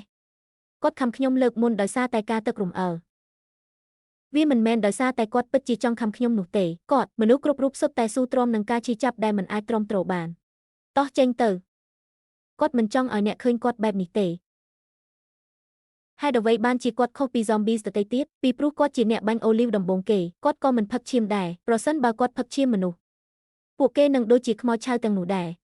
ជំងឺ zombie ដែលមិនអាចព្យាបាលបានទាំងស្រុងខ្ញុំតែងតែសង្ឃឹមថានឹងក្លាយជាមនុស្សធម្មតាម្ដងទៀតយើងគ្រាន់តែរកមិនឃើញសេរ៉ូមមេរោគសូម្បីតែមួយមុខបើដូច្នោះហេតុអ្វីបានជាអ្នកអាចរក្សាការចងចាំរបស់មនុស្សបានអនុស្សាវរីយ៍តារាបណាគាត់ខំអ្នកអនុស្សាវរីយ៍ខ្លះនឹងត្រូវបានរក្សាទុកច្រើនឬតិចឆ្នាំទាំងនេះនៅពេលណាដែលគាត់មិនអាចទ្រាំទ្របានតារាបណាអ្នកឃើញរូបថតនេះមិនថាឈឺចាប់ឬជូរចត់យ៉ាងណាទេខ្ញុំគ្រាន់តែអាចទ្រាំទ្របានហេតុអ្វីបានជាអ្នកឲ្យមិត្តរួមថ្នាក់របស់អ្នកធ្វើការត្រួតពិនិត្យជារៀងរាល់ថ្ងៃគ្រូពេទ្យបាននិយាយថាខ្ញុំមានជំងឺធ្ងន់ធ្ងរណាស់ខ្ញុំមិនអាចសប្បាយចិត្តទៀតទេបន្ទាប់មកអ្នកត្រូវតែរស់នៅបានល្អខ្ញុំនឹងរៀបការជាមួយអ្នកពេលអ្នកធំឡើងយល់ព្រមទេPinkyសន្យាក្មេងស្រីតូចនៅក្នុងរូបថតនោះមិនមែនជាខ្ញុំទេតើវាអាចជាកូនប្រុស4000នាក់ទេវាគឺជាក្មេងប្រុសតូចនៅលើគ្រែក្បែរខ្ញុំត្រូវហើយលោកវេជ្ជបណ្ឌិតលាវបានបញ្ឆោតខ្ញុំគាត់បានធ្វើបាបតាមពិតទៅដោយសារតែពួកគេឲ្យតម្លៃដល់ឈាមពិសេសរបស់គាត់ស្រង់ឈាមរបស់គាត់ដើម្បីបង្កើតមេរោគ zombie មនុស្សឈួតគ្មានបេះដូងនោះសត្វចម្លែកស្លៀកពាក់មនុស្សប្រសិនបើមិនមែនដោយសារការសម្ដែងដ៏មិនសមហេតុផលនិងការនិយាយរអ៊ូទមរបស់គាត់ទេមនុស្សជាច្រើនប្រកាសជាយំមិនខានតើបណ្ឌិតនោះណែណាខ្ញុំនឹងទៅសម្លាប់គាត់បានបាត់ខ្លួនយើងក៏ធ្លាប់វាយគាត់ដែរកុំអង្គុយឆ្ងាយពេកពីក្រោយអ្នកនឹងត្រូវគេខំថ្មីនេះការពោលសាកសពរបស់គាត់កាន់តែធ្ងន់ធ្ងរឡើងវាបានកើតឡើង2 ដងរួចហើយក្នុងខែនេះខ្ញុំនឹងរកជួយខិនឲ្យបានឆាប់តាមដែលអាចធ្វើទៅបានព្យាបាលឪពុកនិងកូនប្រុសព្យាបាលអ្នកទាំងអស់គ្នាខ្ញុំនឹងក្រោកឡើងហើយឲ្យវាទៅគាត់រត់ទៅខ្ញុំនឹងចាក់ចេញកុំទៅអ្នកមិនត្រូវធ្វើបែបនោះទេកុំទៅមិនល្អតតែសោះតាមដានខ្ញុំឲ្យលឿនខ្ញុំបានបាត់បង់ Foki អូគាត់រត់ចេញទៅខំអ្នករហូតដល់អ្នកស្ងប់ស្ងាត់ទាំងស្រុងតើខ្ញុំមិនបន្ទោសខ្លួនឯងរហូតដល់ស្លាប់នៅពេលក្រោយទេតោះទៅមើលនេះត្រូវបានផ្ដល់ឲ្យខ្ញុំដោយបងប្រុសនិងបងស្រីរបស់ខ្ញុំអ្នកមិនអាចលួចវាបានទេយើងស្ថិតនៅក្នុងគ្រោះមហន្តរាយអ្នកឈ្នះយកទាំងអស់អ្វីដែលខ្ញុំចាប់យកគឺជារបស់ខ្ញុំមិនបានរំពឹងថាវានឹងក្លាយជាប្រាសាទបុរាណទេមានស្ត្រីច្រើនប្រភេទណាស់ហឹមគ្រប់គ្រាន់ហើយយើងបានញ៉ាំវាអស់រយៈពេលជាច្រើនខែមកហើយជឿអ្នកទាំងពីរគ្មានខ្មាស់អៀនទេអ្នកថែមទាំងលួចយកប្រជ្រួយពីសត្វចាស់ទុនខ្សោយនិងត្រូវបានចាប់បានទៀតផងប្អូនស្រីខ្ញុំបានលួចសម្ភារៈរបស់យើងទាំងអស់អូព្រះជាម្ចាស់អើយបងប្រុសអើយយាយរបស់ខ្ញុំឈ្មោះចាងបានធ្វើបាបពួកយើងខ្ញុំកំពុងឆ្ងល់ដូច្នេះតើអ្នកជាអ្នកដែលបានផ្ដល់សម្រាមគ្មានប្រយោជន៍ទាំងនេះជាមួយនឹងសម្ភារៈរបស់ពួកគេឆ្លៀតឱកាសអវត្តមានរបស់លោកឪពុកស៊ីយើងបានបំពេញគាត់សូមឲ្យឪពុកខ្ញុំឈប់ពីការងារហើយដោះដូរសម្ភារៈបន្ថែមជាមួយយើងយល់ព្រមវាមិនសមនឹងការបង្ហូរឈាមលើមនុស្សអាក្រក់ទាំងពីរនេះទេយ៉ាងម៉េចដែរបើខ្ញុំជូនអ្នកទៅផ្ទះ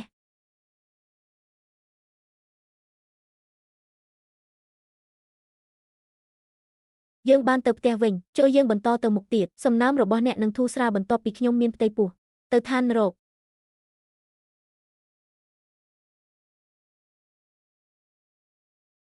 វាបានคล้ายជាកាកសំណល់ហើយឬនៅយើងមិនអាចដើរទៅផ្ទះបានទេយល់ទេ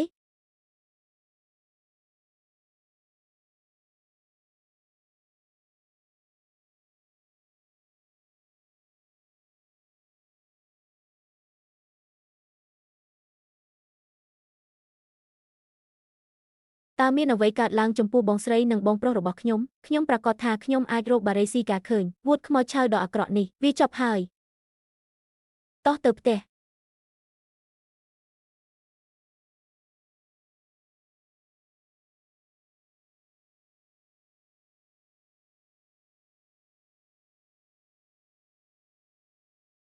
ដោយឃើញអំណាចចរិតលក្ខណៈដែលផ្ដល់ដោយវិជ្ជបណ្ឌិតយ៉ាងឆាប់រហ័សហើយហេតុអ្វីបានជាអ្នកប្រើវាដោយខ្លួនឯងឲ្យវាមកខ្ញុំវិញវាបាត់ទៅហើយសម្រាប់ខ្ញុំឈាមរបស់អ្នកតាក់ទាញពួកគេមកទីនេះអ្នកនឹងមិនរស់ទេទោះបីខ្ញុំស្លាប់ក៏ដោយលោក Rowling បើលោកជាស្ត្រូវរបស់ខ្ញុំកុំស្លាប់អីអា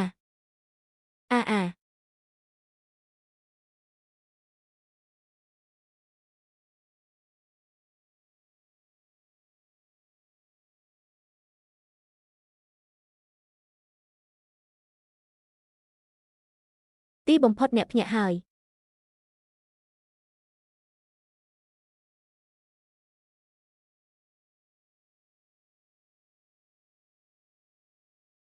ទេតើខ្ញុំបានបំភ័យអ្នកទេវាមិនមែនដូច្នោះទេវាគ្រាន់តែជាការបាត់បង់មេរោគប៉ុណ្ណោះខ្ញុំស្គាល់មីស៊ីលមួយជំនាញវេជ្ជសាស្ត្ររបស់គាត់ពិតជាអស្ចារ្យណាស់គាត់ពិតជានឹងអាចព្យាបាលអ្នកបានចុះបើគាត់មិនអាចព្យាបាលបាននោះធ្វើឲ្យចិត្តខ្ញុំស្ងប់គ្មានអ្នកណាហ៊ានយកអ្នកពីខ្ញុំទៀតទេអ្នកអាចជារបស់ខ្ញុំតែប៉ុណ្ណោះ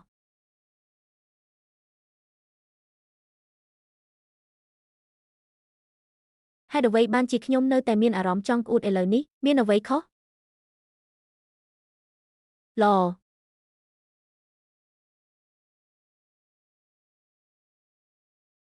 អ្នកប្រឹក្សាខ្ញុំមានផ្ទៃពោះអរគុណណាស់ជីវិតរបស់ពួកគេត្រូវបានសង្គ្រោះខ្ញុំបានស្នើសុំភ្លាមឲ្យបញ្ជូននរណាម្នាក់ទៅកាន់មូលដ្ឋានមិនមានសុវត្ថិភាពអ្នកគួរតែវេចខ្ចប់របស់របររបស់អ្នកឲ្យបានរហ័សឥឡូវនេះមែនទេតើអ្នកមានគោលដៅផ្សេងទៀតទេខ្ញុំ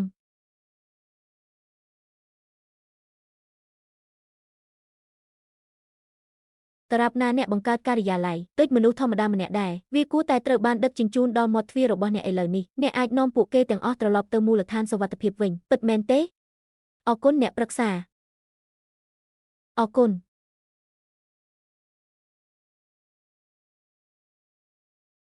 នេះគួរតែជាវា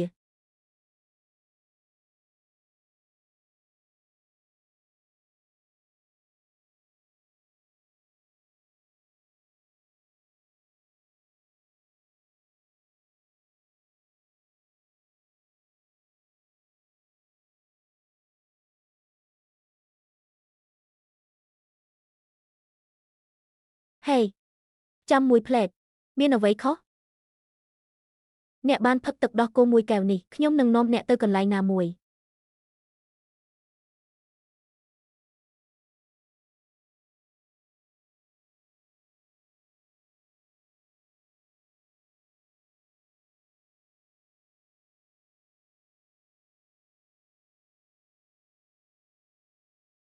តើអ្នកនាំខ្ញុំទៅធ្វើអ្វីយឺតម្លេះខ្ញុំនឹងចូលទៅបន្តិចហេតុអ្វីបានជាអ្នកនៅទីនេះអ្នកទាំងពីរស្គាល់គ្នាមែនទេអ្នកពិតជាការបង្កើតរបស់ខ្ញុំមែនខ្មោចឆៅដែលមានសិល្បៈបំផុតមិនត្រឹមតែអមតៈប៉ុណ្ណោះទេវាក៏មានបញ្ញារបស់មនុស្សផងដែរអ្នកគឺជាគ្រូពេទ្យដែលគ្មានបេះដូងនិងឆ្កួតប្រគល់ថ្នាំបន្សាបដែលបាត់បង់អ្នកតែងតែចង់ឲ្យខ្ញុំមានកូនជាមួយឪពុកខ្ញុំក្រៅអាពាហ៍ពិពាហ៍តើអ្នកចង់ធ្វើអ្វីឲ្យប្រាកដការស្រាវជ្រាវរបស់ខ្ញុំបានរកឃើញក្មេងម្នាក់កើតចេញពីខ្មោចឆៅនិងមនុស្សសេរ៉ូមរបស់ពួកគេអាចធ្វើឲ្យមនុស្សស្លាប់រស់ឡើងវិញអ្នកត្រឡប់មកវិញហើយទោះយ៉ាងណាក៏ដោយវាហាក់ដូចជាក្មេងនេះមិនបានមកពីគ្រួសារដែលបានស្លាប់នោះទេគាត់ត្រឡប់មកធ្វើជាឪពុកវិញហើយគាត់ត្រឡប់មកធ្វើជាឪពុកវិញហើយ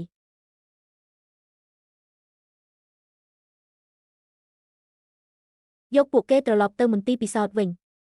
ព្រោះពួកគេជាប្រភពនៃអ្វីទាំងអស់ចូលយើងបញ្ចប់វានៅទីនេះ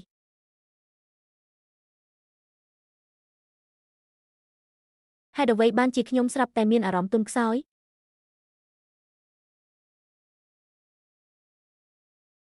ទឹកដោះគោត្រូវតែជាកែវទឹកដោះគោនោះតើអ្នកកុហកខ្ញុំអំពីអ្វីហើយឲ្យគាត់ផឹកជាការពិតណាស់សមត្ថភាពដែលមានប្រយោជន៍ទាំងអស់របស់ខ្មោចឆៅដែលហ្វឹកហាត់ខួរក្បាលអ្នកដែលពោលនឹងមានអារម្មណ៍ទន់ខ្សោយពេញខ្លួនក្នុងរយៈពេល3ថ្ងៃគាត់មិនអាចលើកចង្កេះបានផងក្បត់ព្រះចៅអធិរាជ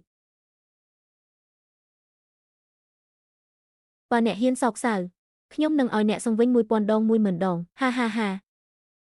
ដូចដែលរំពឹងទុកចំពោះ zombies ដែលខ្ញុំបានបង្កើតគាត់ត្រូវបានបំពុលប៉ុន្តែនៅតែមានថាមពលច្រើនត្រឡប់មកវិញហើយសាកល្បងវាជាមួយខ្ញុំភ្លាមបើមិនដូច្នោះទេខ្ញុំនឹងសម្លាប់គាត់អ្នកគួរតែចាកចេញយ៉ាងលឿនគាត់មិនហ៊ានធ្វើអ្វីខ្ញុំទេមែនទេខ្ញុំនឹងត្រឡប់ទៅជាមួយអ្នកវិញតើអ្នកឆ្កួតមែនទេគាត់នឹងសម្លាប់អ្នកខ្ញុំនឹងមិនអនុញ្ញាតឲ្យអ្នករួចផុតពីរឿងនេះទេ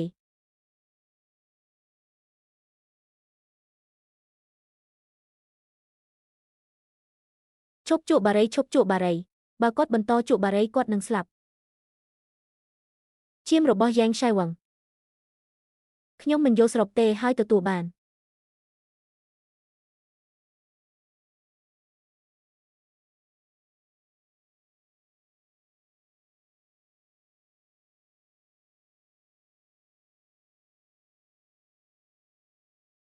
ដូច្នេះអ្នកបានបង្កើតមេរោគ zombie ទាំងអស់នេះដើម្បីជួយសង្គ្រោះប្រពន្ធរបស់អ្នកប្រាកដណាស់ អ្នកបានប្រែក្លាយមនុស្សគ្រប់គ្នាទៅជាខ្មោចឆៅសម្រាប់មនុស្សម្នាក់តើអ្នកបានបាត់បង់មន្តសការហើយឬនៅទោះបីជាប្រពន្ធរបស់អ្នកបានរស់ឡើងវិញក៏ដោយវាគ្រាន់តែជាខ្មោចឆៅដែលគ្មានសតិសម្បជញ្ញៈប៉ុណ្ណោះលុះត្រាតែអ្នកមានសេរ៉ូមដែលរារាំងមេរោគសំប៊ីជាការពិតណាស់មានសេរ៉ូម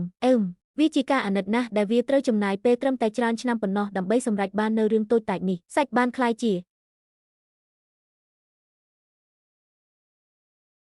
អស្ចារ្យណាស់ហា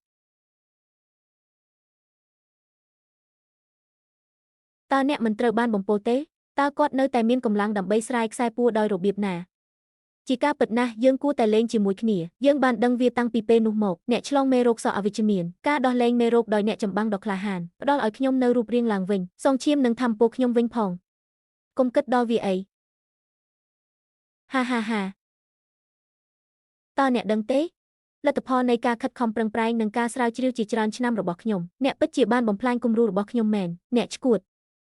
អ្នកបានប្រែក្លាយមនុស្សរស់ទៅជាខ្មោចឆៅគាត់មិនបានស្លាប់ជាមនុស្សពាក់កណ្ដាលមានជីវិតពាក់កណ្ដាលនោះទេអ្នកបានបំផ្លាញក្តីសង្ឃឹមរបស់ខ្ញុំដូច្នេះពួកគេបានបំផ្លាញជីដាសេរ៉ូមនេះ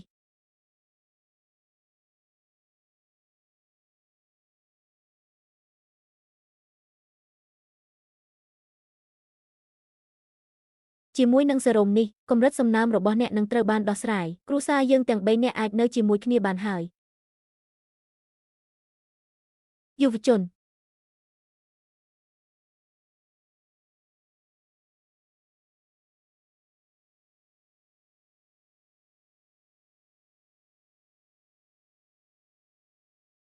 ខ្ញុំនឹងវាយអ្នកឲ្យស្លាប់មេរោគគ្មានបេះដូងទោះបីជាឈ្មោះរបស់អ្នកត្រូវបានលុបចោលទាំងស្រុងក៏ដោយវានឹងនៅតែបន្សល់ទុកនូវអនុស្សាវរីយ៍នៅក្នុងចិត្តរបស់ខ្ញុំ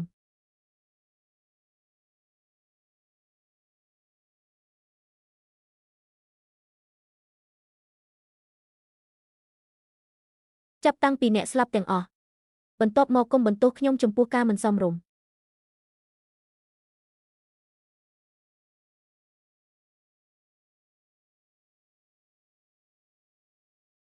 អ្នកនៅតែមានអាហារសម្រន់នោះមែនទេខ្ញុំលែងមានខ្មោចឆៅច្រើនទៀតហើយបោះបង់ទៅអ្នកគឺជាខ្មោចឆៅដែលខ្ញុំបានចេញមកជាការពិតណាស់ខ្ញុំអាចរកកន្លែងស្នាក់នៅជាមួយស្ដេចរាត្រីដ៏ល្ងង់ខ្លៅរបស់អ្នក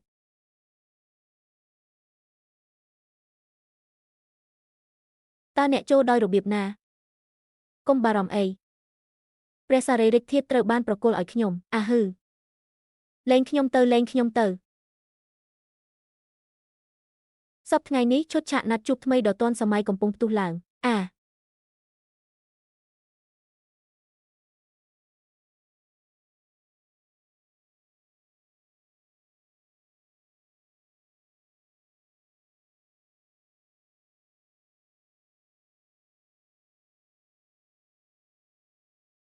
ខ្ញុំបានជូនដំណឹងដល់ប៉ូលីសរួចហើយពួកគេនឹងមកដល់ឆាប់នេះចូលយើងប្រញាប់ទៅផ្ទះគ្មានអ្នកណាម្នាក់ក្នុងចំណោមអ្នកចាក់ចេញទេមកប្រយុទ្ធជាមួយខ្ញុំទៅ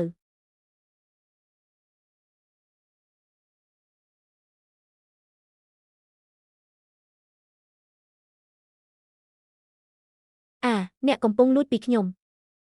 ជាម្ចាស់របស់អ្នកជួយផងមានមនុស្សដែលខ្ញុំមិនស្គាល់ខ្ញុំនឹងមិនចាក់ចេញទេ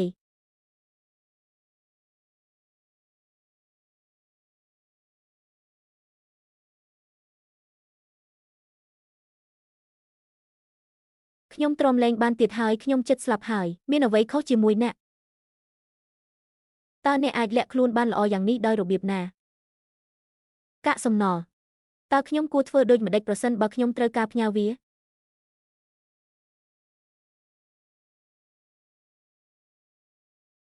ខ្ញុំឃើញបុរសចំណាស់នោះមានល្បិចកមួយនៅក្នុងដៃអាវរបស់គាត់ថែមទាំងបានព្យាយាមវាយប្រហារដោយផ្ទាល់ទៀតផង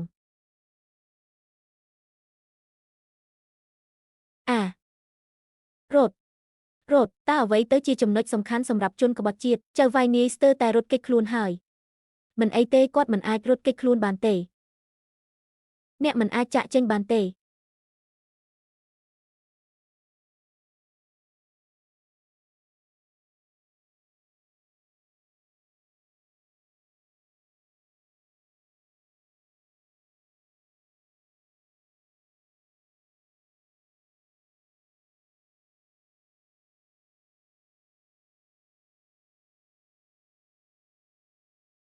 មានខ្មោចឆាយច្រើនពេកនៅខាងក្នុងយើងមិនអាចនៅទីនេះបានទេអ្នកគឺជា zombies រួចហើយតើអ្នកនឹងស្លាប់ទេបើអ្នកត្រូវខំម្ដងទៀតតារាប់ណាវាមិនខំក្បាលរូបវានឹងមិនអីទេសូមឲ្យព្យុះបបកឥតឈប់ឈរ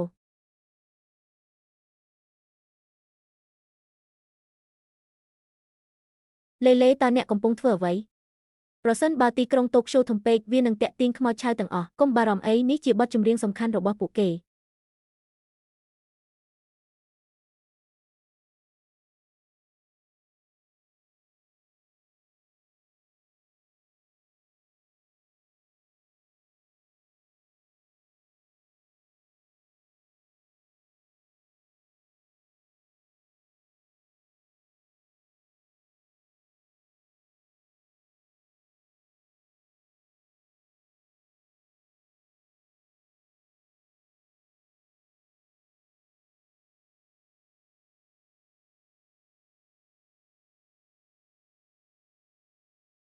តើគាត់មិនមែនជាមនុស្សកំសាកទេ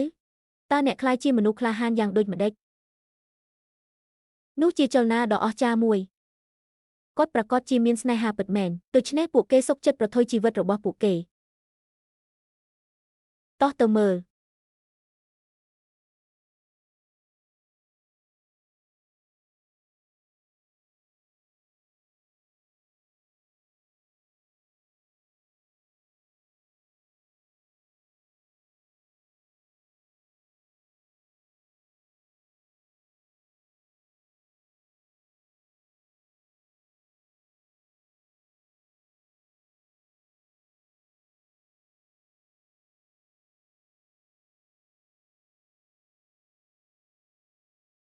វាជាខ្ញុំមើលចុះខ្ញុំជានរណា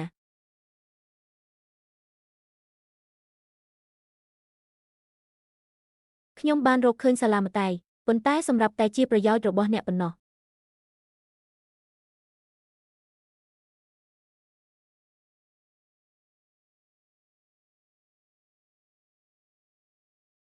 សុំទោសណាអូនសម្លាញ់យើងបានសង្គ្រោះហើយ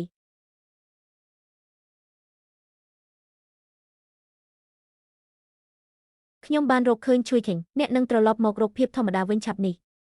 កុំខ្លាចមកុដ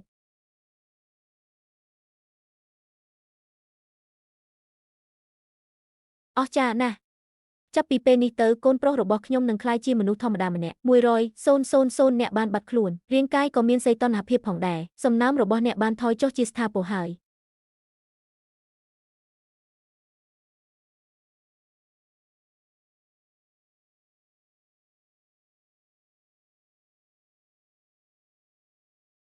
មិនថាពេលណាអ្នកត្រូវបានខាំដោយ zombie ទេអ្នកនៅតែមានឈាមនៅក្នុងខ្លួនអ្នកនៅតែមានឈាមលូនឹងនាំអ្នកទៅរកសៀវឈីងភ្លាមតើខ្ញុំនឹងធ្វើអ្វីបើអ្នកស្លាប់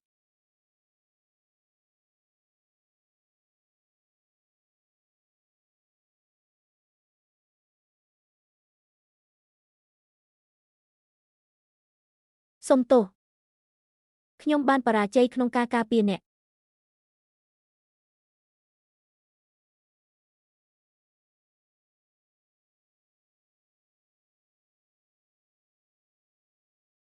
ប្រសិនបើអ្នកមានអារម្មណ៍មិនស្រួលខ្លួនអ្នកខំខ្ញុំមុនមិនថាអ្នកជាមនុស្សឬជាព្រឹត្តិការណ៍នោះទេយើងត្រូវតែនៅជាមួយគ្នាខ្ញុំមានអារម្មណ៍មិនល្អខ្លាំងណាស់ខ្ញុំមិនអាចទុកចិត្តបានទៀតទេ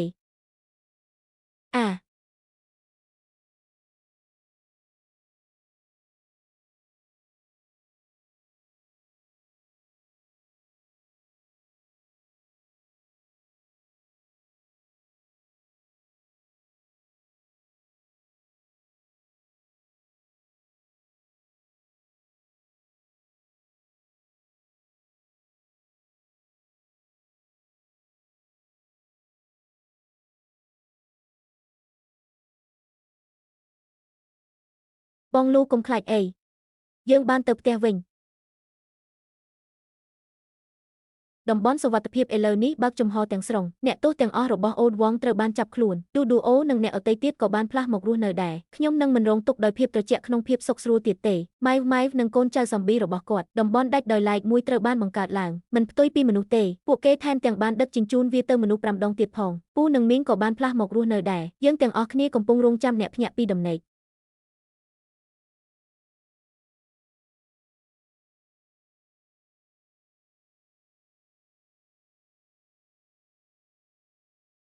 ខ្ញុំគួរតែអនុញ្ញាតឲ្យគាត់ខំក្រពះរបស់ខ្ញុំតាមវិធីនេះយ៉ាងហោចណាស់ការចងចាំរបស់មនុស្សមួយចំនួនអាចត្រូវបានរក្សាទុកសូមឲ្យខ្ញុំប្រាប់អ្នកពីរឿងគួរឲ្យចាប់អារម្មណ៍មួយខ្ញុំថែមទាំងធ្លាប់គិតចង់មានកូនពីមុនមកទៀតផងតើខ្ញុំនឹងអាក្រក់ដូចតុកតានេះទេប៉ុន្តែឥឡូវនេះអ្នកក៏បានប្រែក្លាយទៅជាខ្មោចឆៅដែរអ្នកនិយាយតើគូស្វាមីភរិយានឹងទទួលបានសម្បត្តិអាពាហ៍ពិពាហ៍ដែរឬទេយើងមានកូនដ៏ស្រស់ស្អាតម្នាក់អូទេនេះគួរឲ្យខ្លាចណាស់នេះគួរឲ្យខ្លាចណាស់តើយើងគួរធ្វើអ្វីនៅពេលដែលក្រុមសន្តិសុខមកដល់ពួកគេបានសម្លាប់គាត់ភ្លាមនៅពេលដែលពួកគេឃើញខ្មោចឆៅហើយនាំគាត់មកផ្ទះរបស់យើងនោះក៏ព្រោះតែតើវាដោយសារតែយើងមានខ្មោចឆៅនៅក្នុងផ្ទះរបស់យើងមែនទេលោកគ្រូអ្នកកំពុងកាន់សាច់បែបនេះអ្នកទាំងអស់គ្នាលាក់ខ្លួនល្អជាងចូលយើងបញ្ឈប់ពួកគេជាមុនសិន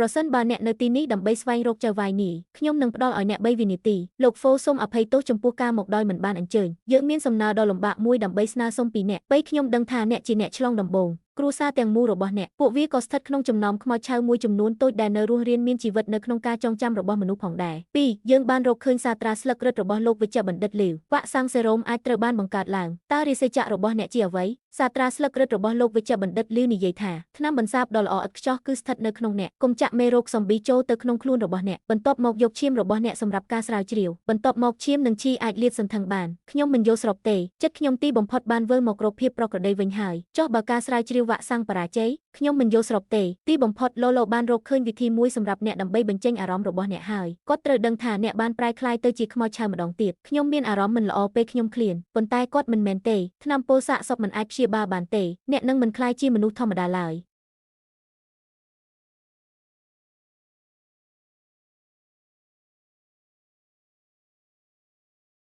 ខ្ញុំសន្យានឹងអ្នកតើអ្នកឈួតទេ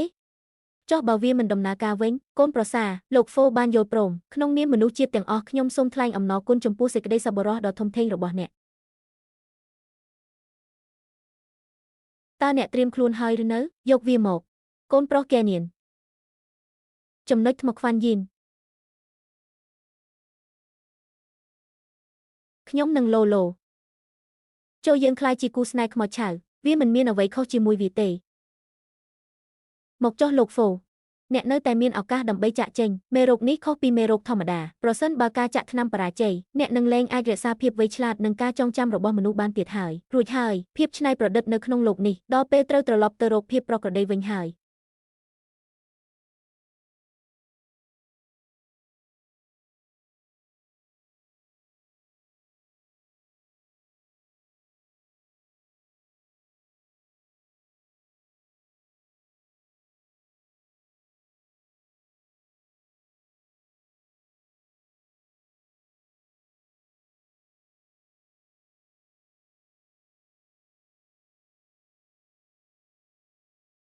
ជប់បោកប្រាស់ទៀតទៅអ្នកភ្ញាក់ហើយម៉ាក់មានរឿងអ្វីកើតឡើង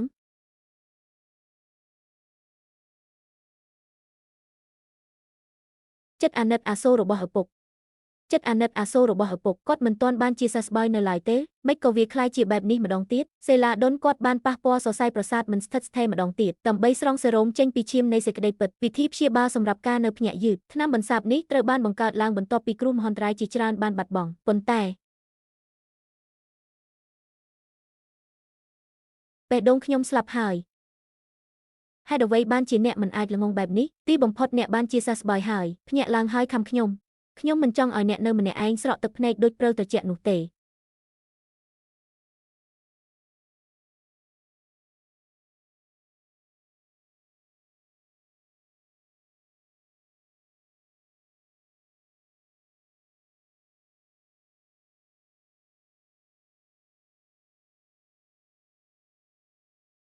សូមអបអរសាទរដល់លោក Celadon ចំពោះជីវិតថ្មីរបស់វាមនុស្សជាតិបានកម្ចាត់ក្រមាខ្មោចឆៅទាំងស្រុងហើយអ្វីតើអ្នកមិនបានកើតចេញពីមេរោគហ្សំប៊ីទេព្រឹកព្រលឹមព្រោះខ្ញុំបានចុះឈ្មោះសេរ៉ូមពីមុនដូច្នេះហើយបន្ទាប់ពីមេរោគត្រូវបានបញ្ចូលម្ដងទៀតមិនត្រឹមតែវាមិនកើតឡើងវិញទេពួកគេថែមទាំងបានបង្កើតអង្គប់ដេប្រានហើយក្លាយជាភាពស៊ាំនឹងវីរុសទៀតផងនេះជាលទ្ធផលដែលគ្មាននរណាម្នាក់ក្នុងចំណោមយើងរំពឹងទុកឪពុកនិងកូនប្រុសល្អរបស់អ្នកហ៊ានកុហកខ្ញុំម្លេះខ្ញុំនឹងដាក់ទោសអ្នកឲ្យបានត្រឹមត្រូវមិនអីទេខ្ញុំនឹងយល់ព្រមតាមអ្វីដែលអ្នកនិយាយអ្នកត្រូវបានហាមឃាត់មិនឲ្យធ្វើរឿងគ្រោះថ្នាក់នៅពេលអនាគតអ្នកមិនត្រូវបានអនុញ្ញាតឲ្យធ្វើបែបនេះដោយគ្មានការអនុញ្ញាតពីខ្ញុំទេលះបង់ខ្លួនឯង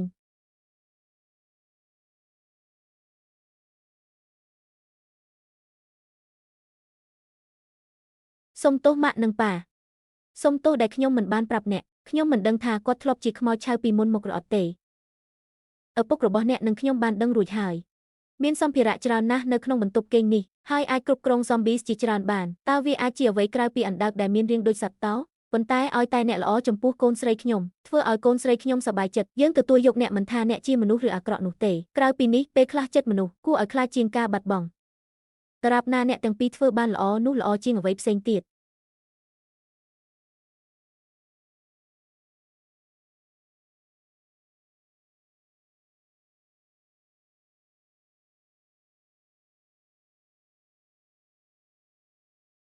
មិនអីទេគ្រប់គ្រាន់ហើយគ្រាន់តែរូបថតអាពាហ៍ពិពាហ៍2សន្លឹកប៉ុណ្ណោះអ្នកបានថតរូបជិត10,000 សន្លឹកហើយទទួលបានប្រាក់ចំនួន1លានយ៉នតាមរយៈ Alipay 1លានថ្លៃសេវាផ្លាស់ប្ដូរអាសយដ្ឋានស្វា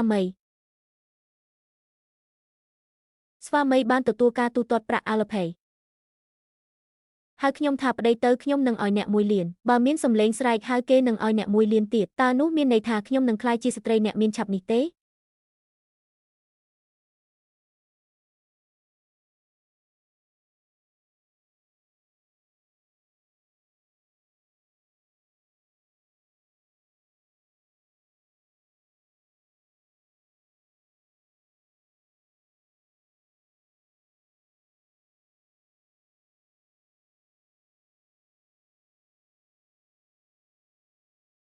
ម៉ាក់ក្មេកឲ្យចាំខ្ញុំប្រាប់អ្នកសម្លៀកបំពាក់របស់កុមារគឺជាអ្វីមួយដែលអ្នកពិតជាមិនអាចធ្វើប្រហែសបានឡើយខ្ញុំនឹងធ្វើវាដោយខ្លួនឯងហាដៃរបស់អ្នកពិតជាខ្លាំងមែនលោកតាកុំនិយាយថាខ្ញុំធ្វើបាបអ្នកដោយសារតែខ្ញុំចាស់ពេកចៅប្រុសខ្ញុំឲ្យចាប់ពីថ្ងៃច័ន្ទដល់ថ្ងៃធ្វើការវាមកដល់ផ្ទះរបស់យើងខ្ញុំមកដល់ហើយខ្ញុំមកជម្រាបសួរអ្នកចុះអ្នកវិញចៅបាខ្ញុំនឹងរួមបញ្ចូលអ្នកនៅក្នុងការកញ្ញារបស់ខ្ញុំបន្ទាប់ពីថ្ងៃទី8នៃសប្តាហ៍អូលែងចាំបាច់កញ្ញាទៀតហើយអ្នកបានកញ្ញាអ្វីគ្រប់យ៉ាងរួចហើយខ្ញុំបានកញ្ញាវាទាំងអស់រួចហើយអូយអូនសំឡាញ់អូយអូនសំឡាញ់អូយអាហាខ្ញុំមកដល់ហើយលូតើអ្នកសុខសប្បាយជាទេតើមានអ្វីរំខានអ្នកទេមានអ្វីដែលអ្នកចង់ញ៉ាំទេអ្នកចង់ឲ្យខ្ញុំផ្ដល់ឲ្យអ្នកនៅយប់លក្ខទាំងមូមែនទេបន្ទាប់មកអ្នកអាចចាក់ចេញបានទីបំផុតអ្នកត្រឡប់មកវិញហើយទៅមើលក្មេងខ្ញុំបានបែកបាក់ជាមួយគាត់បន្ទាប់ពីមិនបានមើលថែកូនអស់រយៈពេល5សប្តាហ៍គាត់មិនមែនជាក្មេងទេគាត់ជាម្ចាស់ពាក់កណ្ដាលមនុស្ស